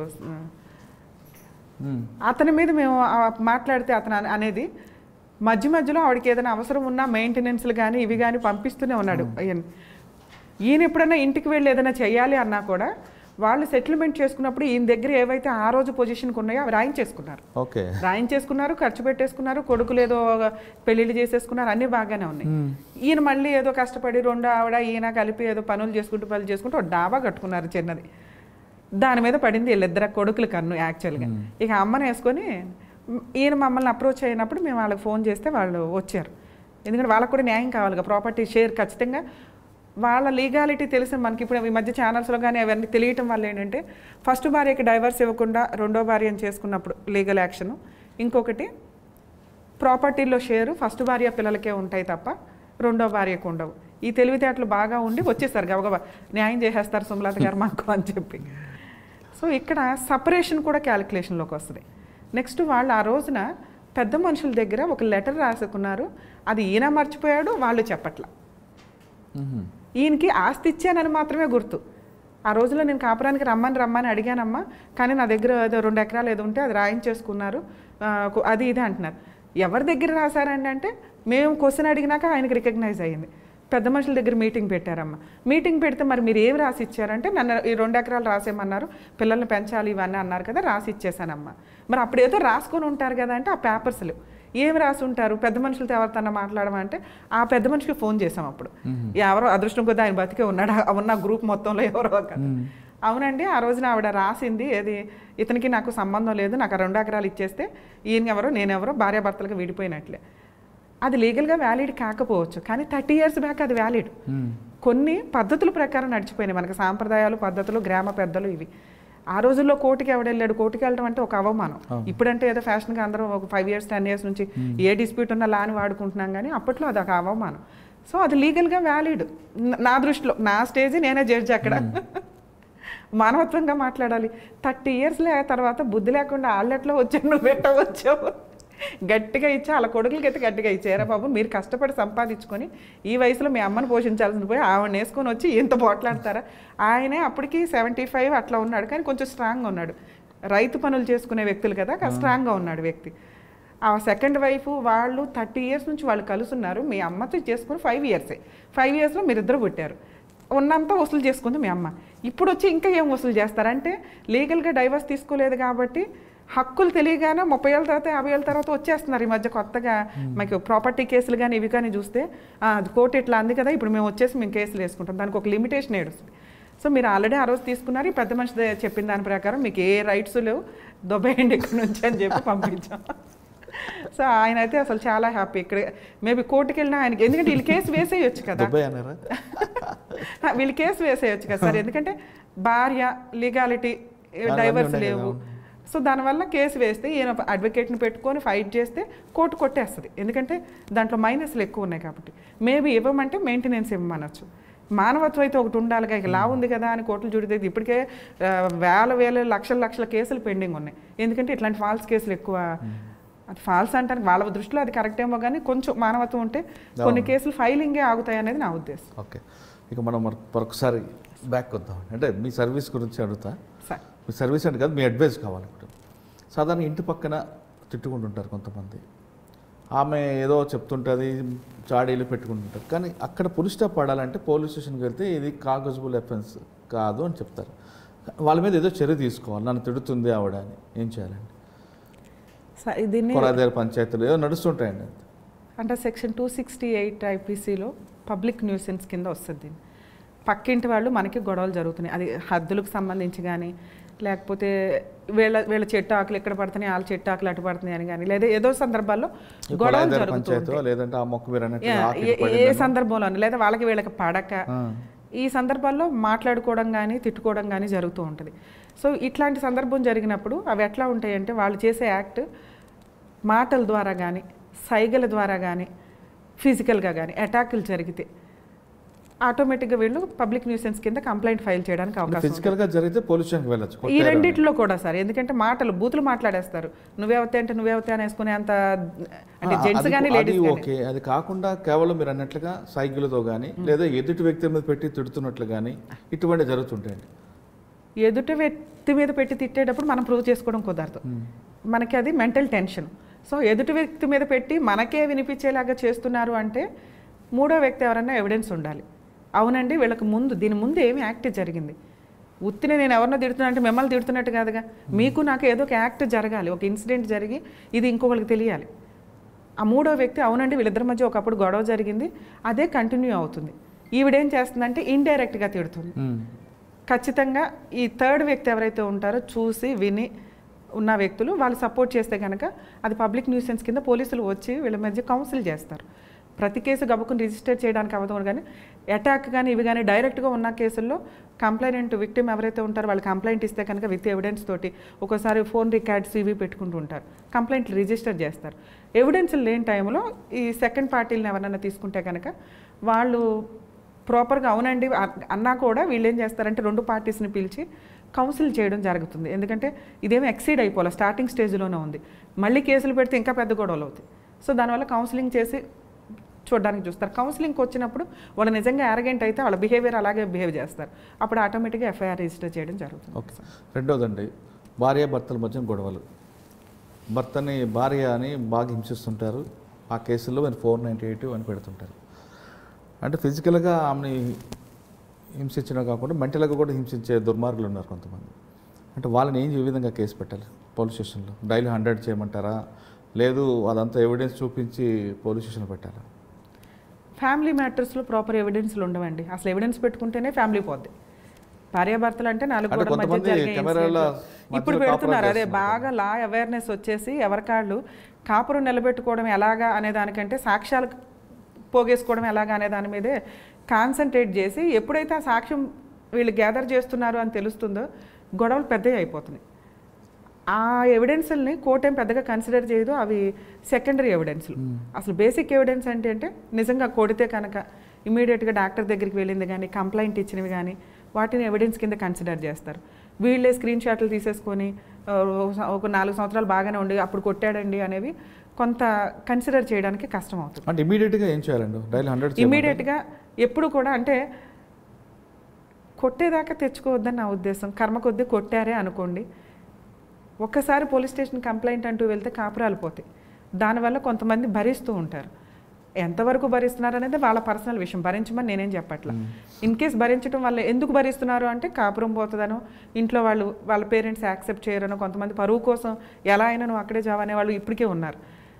అంటే ఇప్పుడు డెవలప్మెంట్ వచ్చి లేడీస్ ఊరికే పోలీస్ స్టేషన్కి వస్తున్నారు, కానీ అలాంటి వాళ్ళు కూడా ఉన్నారు. నువ్వు అక్కడే ఉండు అనే పొజిషన్, లేకపోతే వెనక్కి వెళ్తే పరువు పోద్దని ఆలోచిస్తున్న వాళ్ళు ఉన్నారు.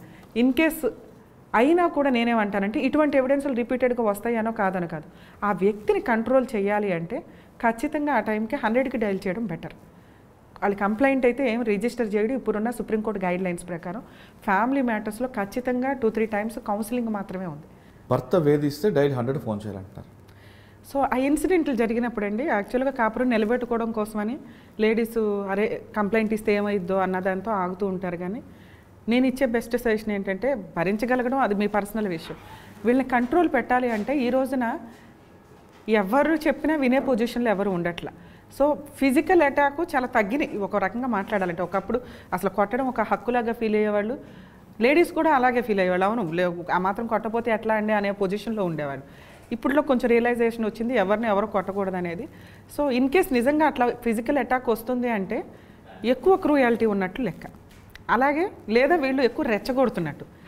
లేడీస్కి ఉన్న ఆయుధం మాటలు, జెంట్స్కి ఉన్న ఆయుధం చేయి వేసుకొట్టడం.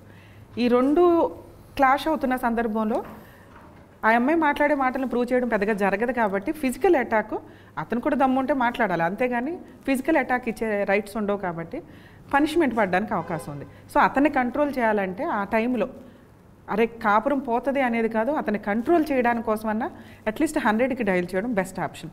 ఒక్కోసారి పోలీసులు రావచ్చు రాకపోవచ్చు, 99% వస్తారు. ఇన్ కేసు రాలేదనుకోండి, మీరు డైల్ చేసింది ఏదైతే ఉంటుందో అది ఒక ఎవిడెన్స్గా ఉంటుంది.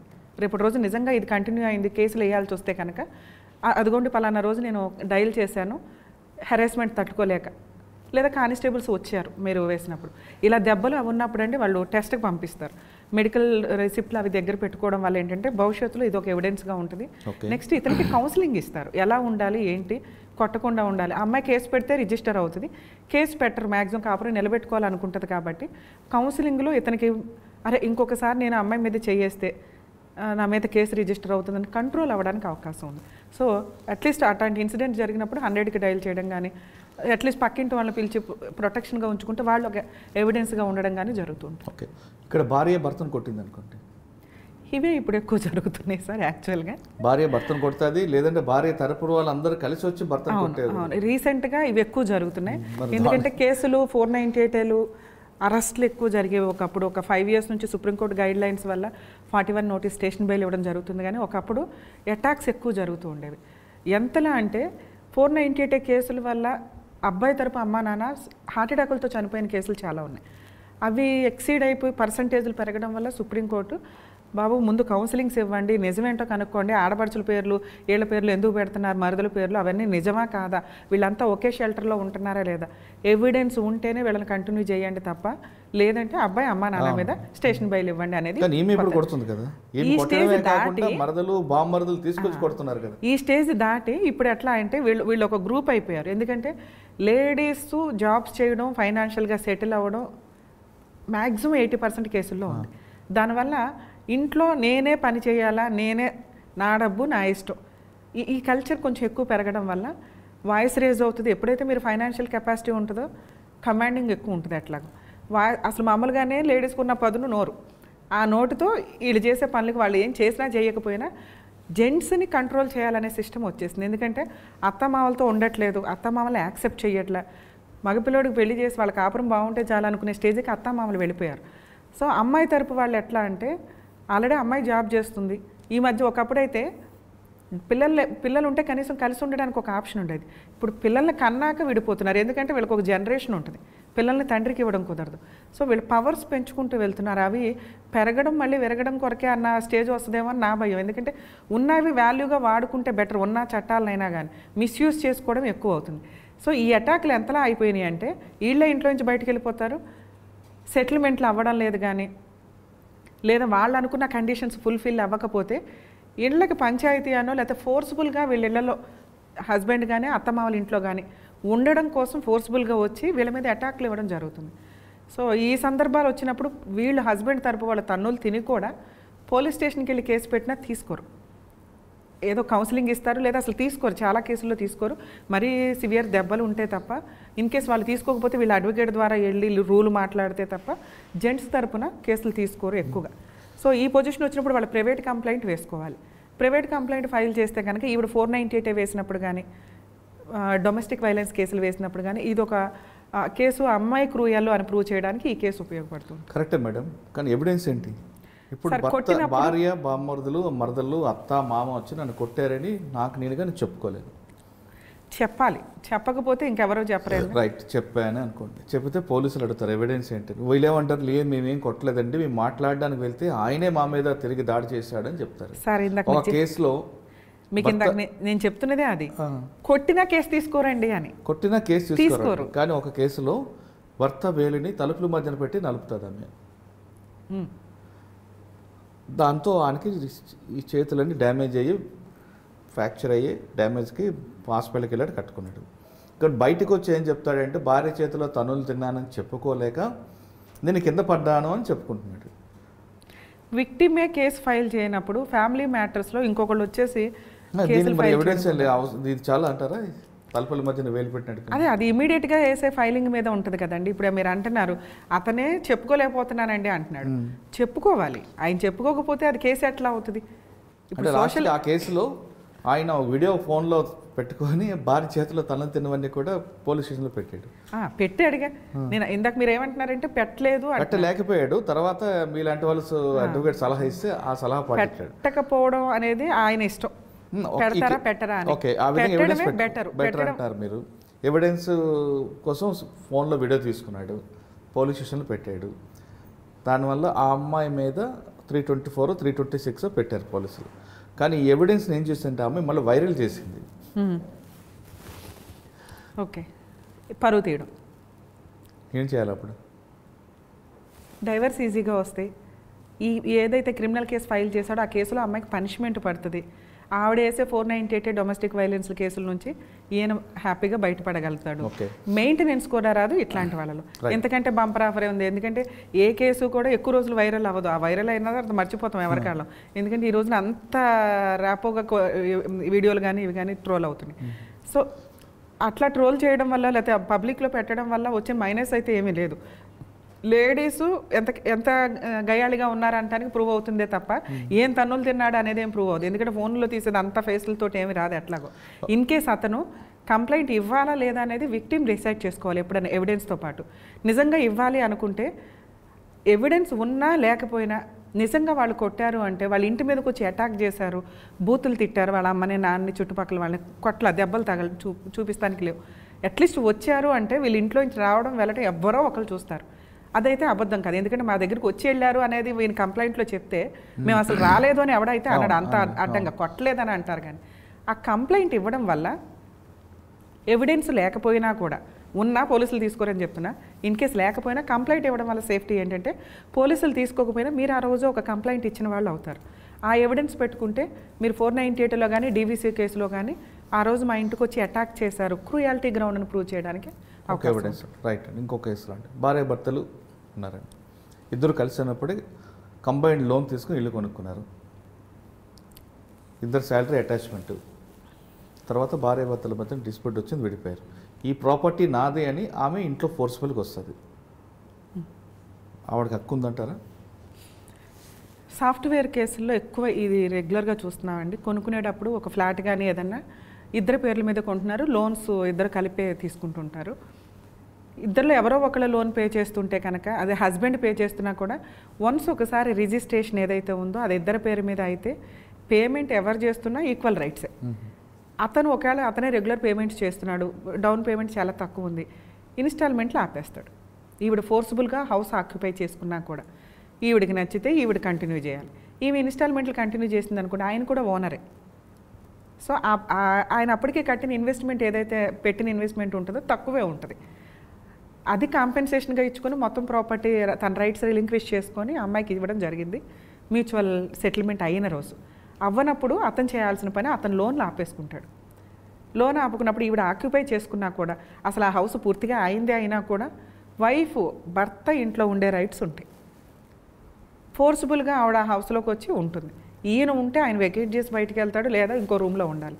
ఇంకో రూమ్లోనే ఉన్నాడు అనుకోండి, ఈవిడికి నచ్చితే ఓకే, నచ్చకపోతే 2 రోజులకు ఒకసారి వచ్చి మర్డర్ చేస్తున్నాడు, కొడుతున్నాడు, తిడుతున్నాడు అంటూ న్యూసెన్స్ చేస్తుంది. గొడవలు ఉన్న కేసుల్లో జెంట్స్ ఒకవేళ వాళ్ళదే ఓన్ హౌస్ అయినా కూడా బయటికి వెళ్ళిపోవడం బెటరు, వెళ్ళిపోతారు కూడా.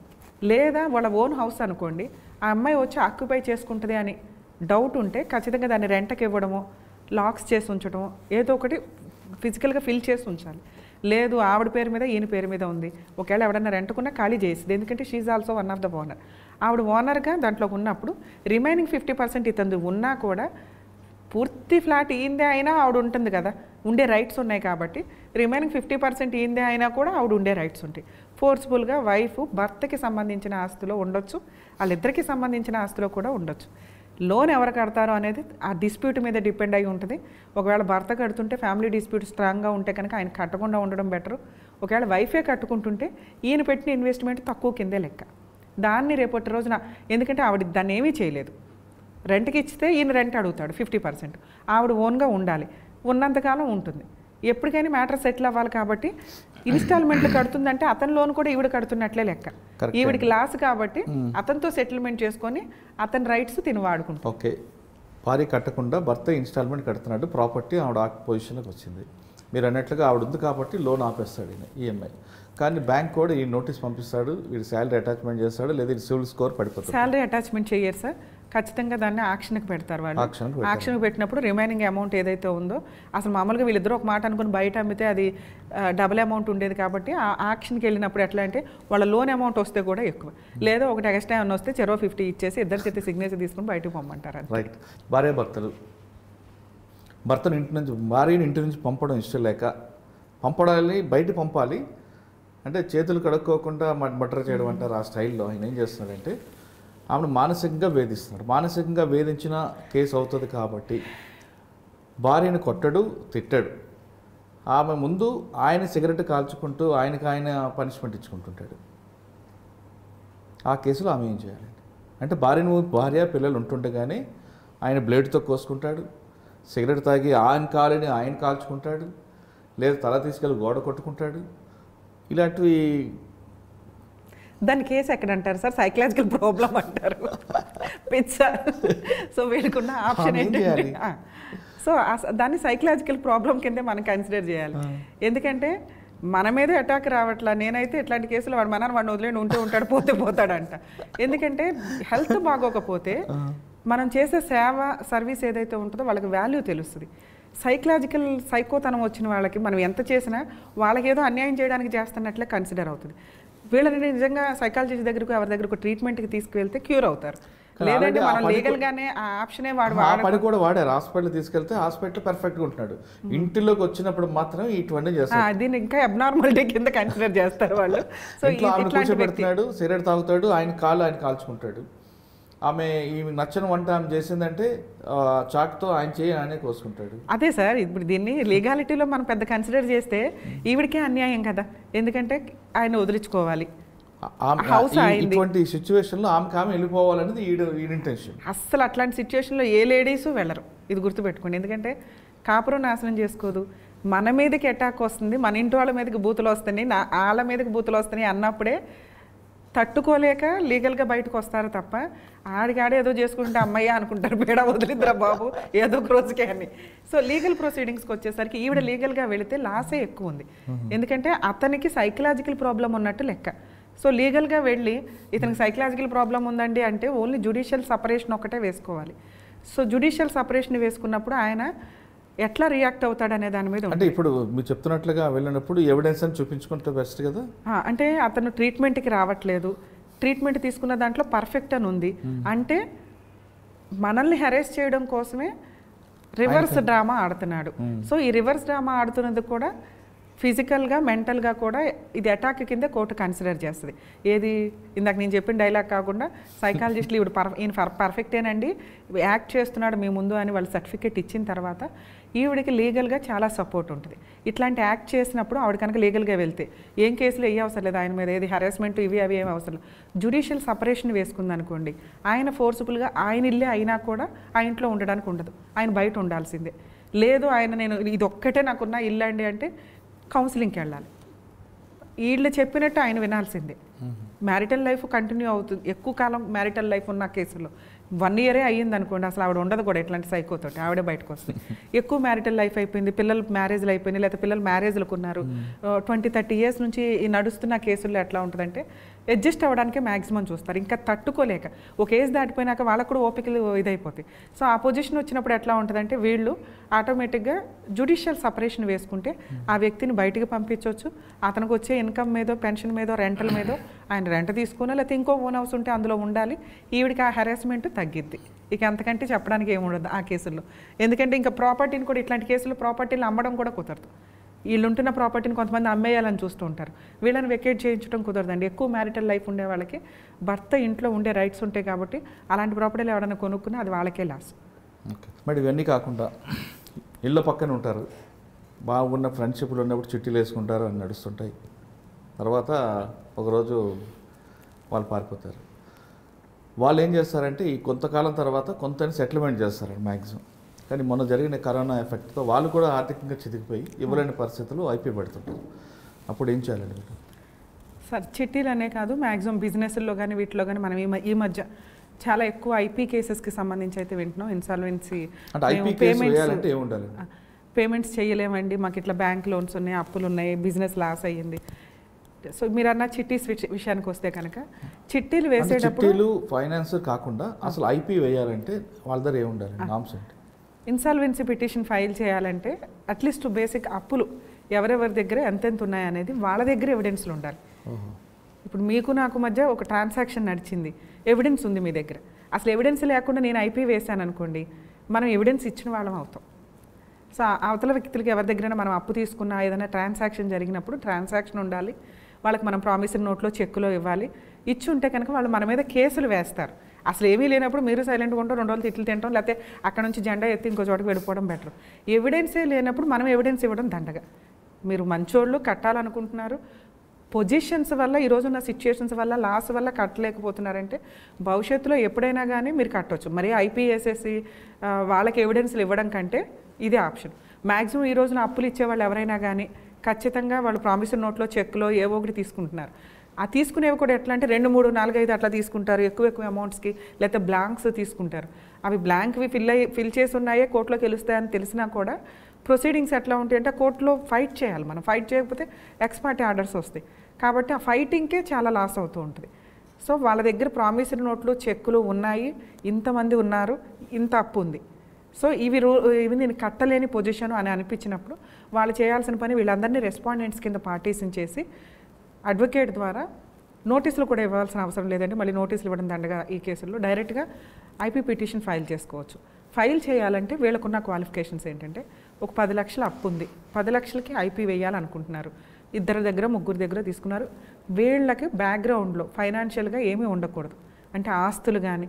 ఐపీ వేసేసరికి నా దగ్గర ఈ స్పూన్ ఉంది, ఈ గరిట ఉంది, ఈ షర్ట్ ఉంది అనేది చెప్పుకోవాలి కోర్టుకి. అంతకుమించి నా దగ్గర కుటుంబ సభ్యుల పేరు ట్రాన్స్ఫర్ చేస్తారనుకోండి.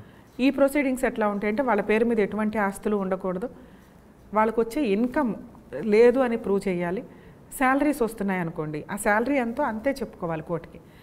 ఈలోపు కొంతమంది ఏం చేస్తారంటే తెలివితేటలు, అంటే చీటర్స్ వేరు, రియల్గా ఐపీ వాళ్ళు వేరు. రియల్ ఐపీ వాళ్ళ గురించి ఫస్ట్ మనం మాట్లాడుకుంటే వాళ్ళ దగ్గర పాపం బ్యాక్గ్రౌండ్లో ఏముండో, నిజంగా వాళ్ళ వైఫ్ పేరు మీద, పిల్లల పేరు మీద, వాళ్ళ అమ్మా నాన్న దగ్గర ఉన్నాయి కూడా కొన్ని సందర్భాల్లో క్లియర్ చేయడానికే చూస్తారు.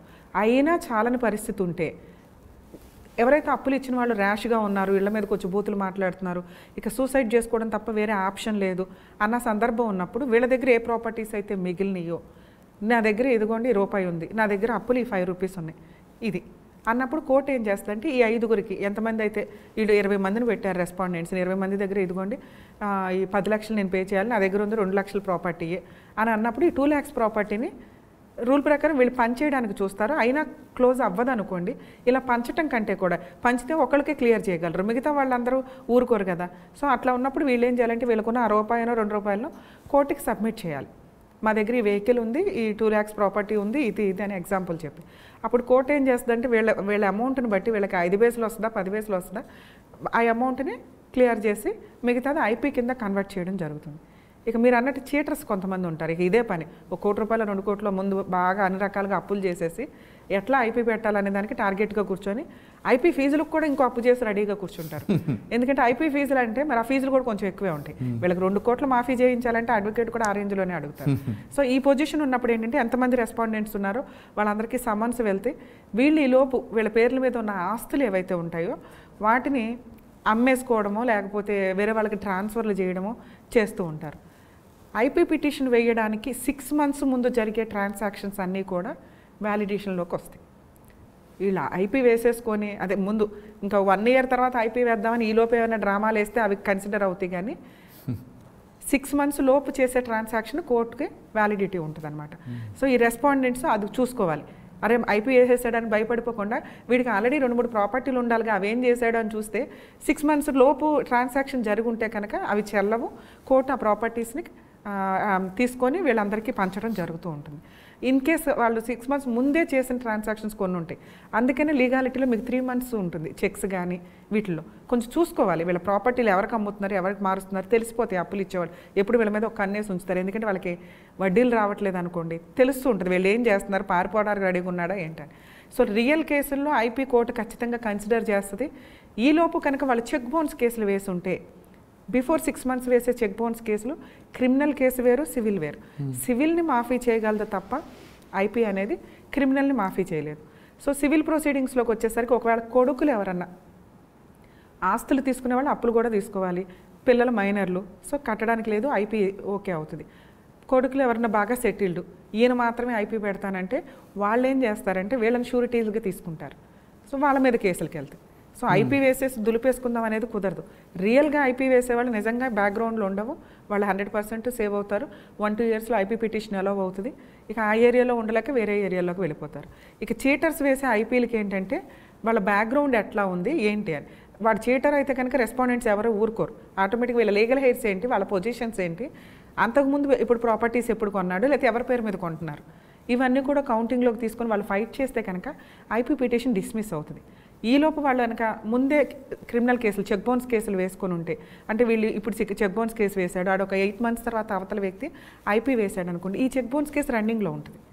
క్రిమినల్ లైబిలిటీస్ నుంచి తప్పించుకోలేరు, సివిల్ లైబిలిటీస్ నుంచి తప్పించుకోగలరు, అంటే పేమెంట్ చేయకుండా ఆగలరు. ఓకే, ఇప్పుడు పక్క ఇల్లు వాళ్ళు ఉంటారు, వాళ్ళలో ఉన్న వదిన అక్క బావ అనుకున్న టైంలో చేయబదులు ఇచ్చుకోవడం అలా చిట్టీలు వేసుకుని చేస్తారు. కొంతకాలం తర్వాత వాళ్ళు ఇవ్వకపోవడం పారిపోవడం అవుతుంది. అటువంటిప్పుడు ఏం చేయాలండి? ఇలాంటి కాగితాలు ఉండవు, చెక్కులు ఉండవు, ఏముండవు. సరే ఈ విషయానికి వచ్చేసరికి వీళ్ళు పేమెంట్ చేసినప్పుడు ఏమన్నా అకౌంట్ ట్రాన్సాక్షన్స్ ఉంటే వాటికి 3 years వ్యాలిడిటీ లేదనుకుంటే క్యాషే ఇచ్చారు, నమ్మక ద్రోహం అంటారు వాటిని. మనం లీగల్గా వెళ్ళటానికి ఏమి ఉండదు. అప్పుడు కూడా ఇంకా వేసి వీళ్ళని ఏదో హింసించాలి అని అనిపిస్తే బెస్ట్ ఆప్షను ఫోన్లో మాట్లాడుకోవడం, రికార్డ్ చేయడం, అది వాట్సాప్ మెసేజ్ పెట్టడం. మీరు ఆ రోజు నా దగ్గర 2022లో జనవరిలో 5 లక్షలు తీసుకున్నారు, ఇదిగో ఇస్తామన్నారు, క్యాష్ ఇచ్చాను నేను ఆ రోజు మీ పరిస్థితులకి, ఇవి ఎప్పుడు ఇస్తారు అని అడిగారు అనుకోండి, నువ్వు నాకు ఎప్పుడు ఇచ్చావు అని అతను రియాక్ట్ అయితే వీటికి అంత వ్యాలిడిటీ ఉండదు. అతను సైలెంట్గా ఉన్న అవతల వ్యక్తి చుట్టం ఎవరైతే ఫ్రెండ్ ఎవరైతే ఉన్నారో సైలెంట్గా ఉన్నా, లేకపోతే నువ్వు ఇచ్చింది 5 లక్షలు కాదు 2 లక్షలే అన్నా కూడా అట్లీస్ట్ ఒక ట్రాన్సాక్షన్కి ఎలిజిబిలిటీ వచ్చినట్లు. వీటిని బేస్ చేసుకొని చీటింగ్ కేసు అన్నా వేయొచ్చు, లేదా వాళ్ళు 5 lakhsకి అడ్మిట్ అయినా సైలెంట్గా ఉన్నా మీరు దీన్ని బేస్ చేసుకుని ఒక కేసు అయితే ఫైల్ చేయొచ్చు. అది ఎంతవరకు అసలు నిలబడుతుందా లేదా సెకండరీ విషయం. నా దగ్గర ఉన్నది ఇది హానెస్టీ. ఇప్పుడు నేను మాట్లాడుతున్నప్పుడు నేను ఇంకొకరిని పెట్టుకుంటాను ఎవిడెన్స్గా, ఫోన్లోనే వెళ్ళి మాట్లాడడానికి ఏమీ లేనప్పుడు ముందు అడ్వకేట్ని కలిస్తే ఎలా క్రియేట్ చేసుకోవాలో చెప్తారు. అందులో ఎగ్జాంపుల్గా నేను ఇవి చెప్పాను. అసలు ఏమీ లేవు, అట్లానే అన్యాయం అయిపోయింది. అసలు కేసు వేయడానికి ఆప్షనే లేదు కదా ఇక్కడ. ఆ లేని ఆప్షన్ని కనీసం నిజంగా తీసుకున్నారు అంటే కనుక కొంత ఎవిడెన్స్ క్రియేట్ చేసుకొని ముందు ఒక కేసు అయితే వేయగలవచ్చు. నిలబడుతుందా లేదా అని కదా, వాళ్ళని ఒక 3-4 years తిప్పడానికి అవకాశం ఉంటుంది కదా. ఓకే, ఇంకో ఫైనల్ క్వశ్చన్ అండి. చాలామంది బ్యాంక్ లోన్లో తీసుకొని కార్లు, 2-wheelerలు తీసుకుంటారు. 1 నెల 2 నెలలు కట్టకపోతే రోడ్డు మీద ఫైనాన్షియల్ సంబంధించిన రికవరీ వాళ్ళు ఆపే హక్కు ఉందా లేదా? ఫైనాన్స్కి సంబంధించిన వాళ్ళు వెహికల్స్ తీసుకెళ్ళిపోయి సీజ్ చేసుకోవడానికి యాక్చువల్గా ఉంటుందండి. యాక్చువల్గా వాళ్ళు ఇచ్చేదే ఫైనాన్స్ వెహికల్కి సంబంధించి. సో లోన్ క్లియర్ చేయకపోతే రూల్ ప్రకారం వాళ్ళు నోటీస్ పంపించి కేసులు ఫైల్ చేసి లోను రికవరీ చేసుకోవడానికి చూడాలి. కానీ చాలామంది ఏం చేస్తారంటే ప్రైవేట్ ఫైనాన్సులు కాబట్టి అంత రూల్ ప్రకారం వెళ్ళడానికి వాళ్ళు ఏమి ఇది చేయరు. ఇప్పుడేదో కొత్త రూల్స్ రావడం వల్ల ఖచ్చితంగా మీరు రూల్ ప్రకారం వెళ్ళండి అంటున్నారు. కానీ ఒకప్పుడు రికవరీ ఏజెంట్లు ఉండేవాళ్ళు, ఇప్పుడు కూడా ఉంటారు. కానీ రికవరీ ఏజెంట్లు ఎట్లా అంటే ఒక స్టేజ్ దాటిపోయి ఉండేవాళ్ళు. ఒక మంచిగా చెప్పే ఒక రికవరీ ఏజెంట్ ఉంటుంది, వాళ్ళ మాట కూడా వీళ్ళు వినకపోతే నెక్స్ట్ స్టేజ్ వాళ్ళు కాస్త రౌడీ బ్యాచ్లు లాంటి వాళ్ళు వస్తారు. వాళ్ళకి ఏంటంటే ఆ రికవరీ చేసిన దాంట్లోనే కమిషన్ ఉంటుంది కాబట్టి. సో ఇట్లాంటి వెహికల్స్ రూల్ ప్రకారం వాళ్ళు తీసుకెళ్ళకపోయినా 100% తీసుకెళ్తారు. తీసుకెళ్ళడానికి లేదు అంటే ముందు డబ్బు కట్టాలి. చట్ట ప్రకారం అయితే తీసుకెళ్ళడానికి రైట్స్ ఉండవండి. ఇల్లీగాలిటీ ప్రకారం 100% తీసుకెళ్తారు. ఆ తర్వాత వీళ్ళు కోర్టుకు వెళ్ళి నేను లోన్ కట్టలేదు కాబట్టి బైక్ తీసుకుపోయారండి అని కేసు వేయడానికి ఉండదు. రోడ్డు మీద వస్తున్నప్పుడు బండి ఆపి సీజ్ చేసే అధికారం రికవరీకి ఉందా? రూల్ ప్రకారం ఉండదు, కానీ 100% అదే జరిగిద్ది అని చెప్తాను. కాను ఒకవేళ ఆపాడు, బండి సీజ్ చేశాడు, వెంటనే పోలీస్ స్టేషన్కి వెళ్ళి కంప్లైంట్ ఇవ్వచ్చా? ఇచ్చిన ఆ కేసు నిలబడదు సార్. అప్పుడు పోలీసులు కూడా ఏమంటారంటే నువ్వు లోన్ కట్టాలి కదా అయ్యా, కట్టుకో వెళ్ళి ఫస్ట్ ఇన్స్టాల్మెంట్ ఏదో కట్టాల్సింది ఉంది కదా, లేదు ఆపే హక్కు వెహికల్ సీజ్ చేసి తీసుకెళ్ళిపోయే హక్కు ఉండదు. కానీ 100% అవే జరుగుతాయి. ఇంత చిన్న పాయింట్ మీద అతను కోర్టుకి వెళ్ళిపోవడం అనేది లేదా పోలీసులకి వెళ్ళి కంప్లైంట్ ఇవ్వడం జరుగుతుంది. ఎందుకంటే తప్పు అతని వైపు ఉంది, అతను కట్టలేని పొజిషన్లో ఉన్నాడు. రిమైనింగ్ ఇన్స్టాల్మెంట్లు కడతానండి కానీ వాడు దౌర్జన్యం ఎక్కువ చేస్తుంటాడు, కుటుంబంతో వెళ్తుంటాడు, కుటుంబాన్ని రోడ్డు మీద దింపి వెహికల్స్ సార్. ఇంత అన్యాయం కోసం రెడీగా లా అయితే మన దగ్గర లేదు ప్రెసెంట్. ఇన్ని లక్షల మంది, ఇన్ని కోట్ల మందిలో ఉన్నలానే ఉన్నంతలో బెనిఫిట్గా వాడుకుంటున్నాం. అవి ఒకసారి కోర్టులో కేసులు ఫైల్ చేసినాక సంవత్సరాల తరబడి నడుస్తున్నాయి. ఇక ఇట్లాంటి వాటికి మనమే డబ్బులు కట్టకుండా మనమే పోలీస్ స్టేషన్కి వెళ్ళి వేస్తాము అంటే ఇక వేసుకోవచ్చు. ఊరికే సరదాగా కోర్టుల చుట్టూ తిరిగే క్యారెక్టర్స్ కొన్ని ఉంటాయి. ఇక అట్లాంటి వాళ్ళు వేసుకొని తిరగడమే. కాకపోతే ఆ కేసులో పోలీసులు కంప్లైంట్ తీసుకోకపోయారు కాబట్టి అతను ప్రైవేట్ కంప్లైంట్ కూడా వేసుకోవచ్చు. ఎందుకంటే చట్ట ప్రకారం సీజ్ చేసి పట్టుకెళ్ళే రైట్స్ లేవు. అప్పటిదాకా అయితే ఎంతో కొంత లోన్ కట్టాడు కదా, దాని మీద ఆఫ్ రైట్స్ ఇతనికి కూడా ఉంటాయి. సో ఇట్లా తీసుకెళ్ళి నన్ను ఇన్సల్ట్ చేశారు, నాకు ఇట్లా డ్యామేజ్ చేశారు అనే దాని మీద ఇతని రైట్స్ ఇతనికి ఉంటాయి. లోన్ కట్టలేదు కాబట్టి వాళ్ళు వేయాల్సిన చెక్ బౌన్స్కి వాళ్ళు ఆల్రెడీ కొన్ని తీసుకుంటారు మన దగ్గర. వాళ్ళు వేయాల్సిన వాళ్ళ హెరాస్మెంట్ ఇంకో రేంజ్లో ఉంటుంది. ఈయన పావలా వేస్తే వాళ్ళు రూపాయి వేస్తారు, 2 సరిపోతాయి అప్పుడు. సో మేడం ఫైనల్గా చెప్పండి, చాలామంది అమ్మాయిలు మీ ఫీల్డ్లో రావాలనుకున్న వాళ్ళకి మీరు ఇచ్చే మెసేజ్ ఏంటండి? అమ్మాయిలే కాదు సార్, అబ్బాయిలు అన్నా కానీ ఈ రోజున ప్రాక్టీస్ అనేది ఒక ప్రౌడ్ ఒక రకంగా నేను చెప్పాలండి. ఎందుకంటే నేను చాలా ఫీల్డ్ చూశాను. ఎవరినన్నా తప్పు చేసిన వాళ్ళని పాయింట్అవుట్ చేయగలిగే వాయిస్ ఉన్న ప్రొఫెషన్ ఏదన్నా ఉందంటే అది లీగల్ ప్రొఫెషన్. దానికి ఉండే రెస్పెక్ట్ వేరు. కానీ చాలామందిని చూస్తాను హానెస్టీ ప్రాక్టీస్ లేదు, ఫీజుల కోసమే ప్రాక్టీస్ అనేది ఒకటి, ఎంతకైనా ఏదన్నా చేసేద్దాం అనే ప్రాక్టీస్ ఒకటి ఉంది. ఒక 10 years స్ట్రగుల్ అవ్వకుండా ప్రొఫెషన్లో సెటిల్ అవ్వడం జరిగే పనే కాదు. ఎందుకంటే మిగతా ప్రొఫెషన్స్లో మీకు ఎంతో కొంత ఇన్కమ్ అయితే ఉంటుంది. ఇక్కడ సీనియర్స్కి వచ్చే ఫీజులను బట్టి డిపెండ్ అయ్యి ఉంటుంది. వీళ్ళకి ఎంత ఇవ్వాలి, 5,000 10,000 ఇంతకంటే ఉండదు ఈ రోజు ఉన్న పెట్రోల్కి కానీ దీనికి కానీ. నెక్స్ట్ విపరీతమైన హార్డ్ వర్క్ ఉంటుంది. మీకు వర్క్ నేర్పించి మీకు 10,000 ఇచ్చే అంత సీన్ అయితే మా ప్రొఫెషన్లో ప్రజెంట్ లేదు. మంచి సీనియర్లు దొరికితే ఓకే, వాళ్ళు ఆ రేంజ్లో ఉంటారు కాబట్టి మేబీ ఇస్తారు. ఒక 10 years మేము స్ట్రగుల్ అవ్వగలము, ప్రొఫెషన్లో సీరియస్గా ఉన్నాము అనే వాళ్ళే ఈ రోజున కొంచెం నిలబడగలుగుతున్నారు. కానీ మిగతా వాళ్ళంతా వచ్చి వెళ్ళిపోయి ఏదో కోర్టులో ఖాళీగా కూర్చొని మేము కోటేసుకుంటున్నామని చెప్పే బ్యాచ్ తప్ప రియల్గా హార్డ్ వర్క్ చేయాలి అంటే ముందు కొంత 100% హానెస్టీ ఉంటే ఆటోమేటిక్గా సక్సెస్ అవుతామండి. ఈ రోజున నేను ఏ బ్యాక్గ్రౌండ్ లేకుండా ఇక్కడ ఈ స్టేజ్లో కూర్చోగలిగాను అంటే ప్రతి ఒక్కళ్ళు జడ్జెస్కి కూడా ఒక ఐడెంటిఫికేషన్. రమ్య గారి ఫైలు అంటే చాలా కేసులు ఎవరన్నా అడ్వకేట్ ఫైల్ వస్తే చాలా అనుకుంటారు. నేను బాబు మీ కేసు నేను చేయను, మీ అమ్మ నీ కేసు నేను చేయను, నాకు ఆనెస్టీ లేదు, ఈ కేసులో తీసుకోవాలంటేనే నేనే ముందు ఫిల్టర్ చేస్తాను. అది నేను రాసిస్తాను ఛాలెంజ్ చేసి. నా దగ్గర నుంచి వెళ్ళిపోయిన క్లయింట్స్ బతిమలాడి మేడం మీరు తీసుకోండి అంటే మీ కేసు నేను తీసుకోను, ఒకటి అవుట్ ఆఫ్ స్టేషన్ నేను చేయలేకపోతే ఫీజులు ఇస్తున్నారు కదా అని తీసుకోనండి. ఎందుకంటే వాళ్ళు ఇబ్బంది పెట్టలేను, నేను ఎంత ఎఫెక్ట్ చేయగలను అంత టైం స్పెండ్ చేయగలుగుతాను. సో కొంచెం అట్లా హానెస్టీగా ప్రాక్టీస్ చేస్తే నిజంగా సక్సెస్ అవుతాం. ఓపిక పట్టాలి, హానెస్టీగా ఉండండి, ఎప్పుడు వర్క్ మీద అప్డేట్ ఉండాలి. కొత్త జడ్జిమెంట్స్ ఏమొస్తున్నాయి ఏంటి, ఇదే తప్ప ముందే ఇన్కమ్ రావాలి సెటిల్ అయిపోవాలి అటు అనుకుంటే అయితే అవ్వదు. కొంచెం హార్డ్ వర్క్ చేస్తూ హానెస్టీగా ప్రాక్టీస్ చేస్తే 100% సెటిల్ అవ్వచ్చు. హంబుల్ ప్రొఫెషన్ అని నేను గర్వంగా అయితే చెప్తాను. లా ప్రొఫెషన్లకు రండి, వచ్చిన వాళ్ళు మాత్రం ఖచ్చితంగా నీతి నిజాయితీగా ఉండే వాళ్ళు మాత్రమే రండి అంటున్నారు రమ్య ఆకుల గారు. వచ్చిన వెంటనే డబ్బుల కోసం వేటాడకుండా నీతిగా నిజాయితీగా పనిచేస్తూ ఉంటే ఖచ్చితంగా కొన్ని సంవత్సరాల తర్వాతైనా మీరు ఆర్థికంగా నిల్చుంటారు, మీ పేరు ప్రఖ్యాతలు కూడా మీకన్నా బాగా ముందుకు వెళ్తాయంటూ ఆకుల రమ్య గారు తన వ్యక్తిగత జీవితాన్ని చెప్తున్నారు. ఇది ఈ వారం ఆకుల రమ్య గారు హైకోర్టు అడ్వకేట్ గారితో ఎక్స్క్లూజివ్ ఇంటర్వ్యూ. అయితే మేడం అనే వ్యక్తి ఆకుల రమ్య గారు కేవలం మహిళల పట్లే కాదు అందరి పట్ల సరిసమానంగా ఉంటారన్నది దీని ముగింపు. అటు మగ అయినా ఆడైనా కాదు, ఎవరి పక్కన అన్యాయం జరిగిందో వాళ్ళ పక్కన ఉంటారు, వాళ్ళతోనే ఉంటారు, వాళ్ళకి న్యాయం చేసేలా కృషి చేస్తారన్నది ఈ వారంలో ఆకుల రమ్య గారికి ఇచ్చిన ముగింపు. ఇది వారం ఆకుల రమ్య హైకోర్టు అడ్వకేట్ గారితో ఎక్స్క్లూజివ్ ఇంటర్వ్యూ. వచ్చే వారం మరొక ఇష్టం మళ్ళీ కలుద్దాం. అంతవరకు నమస్కారం.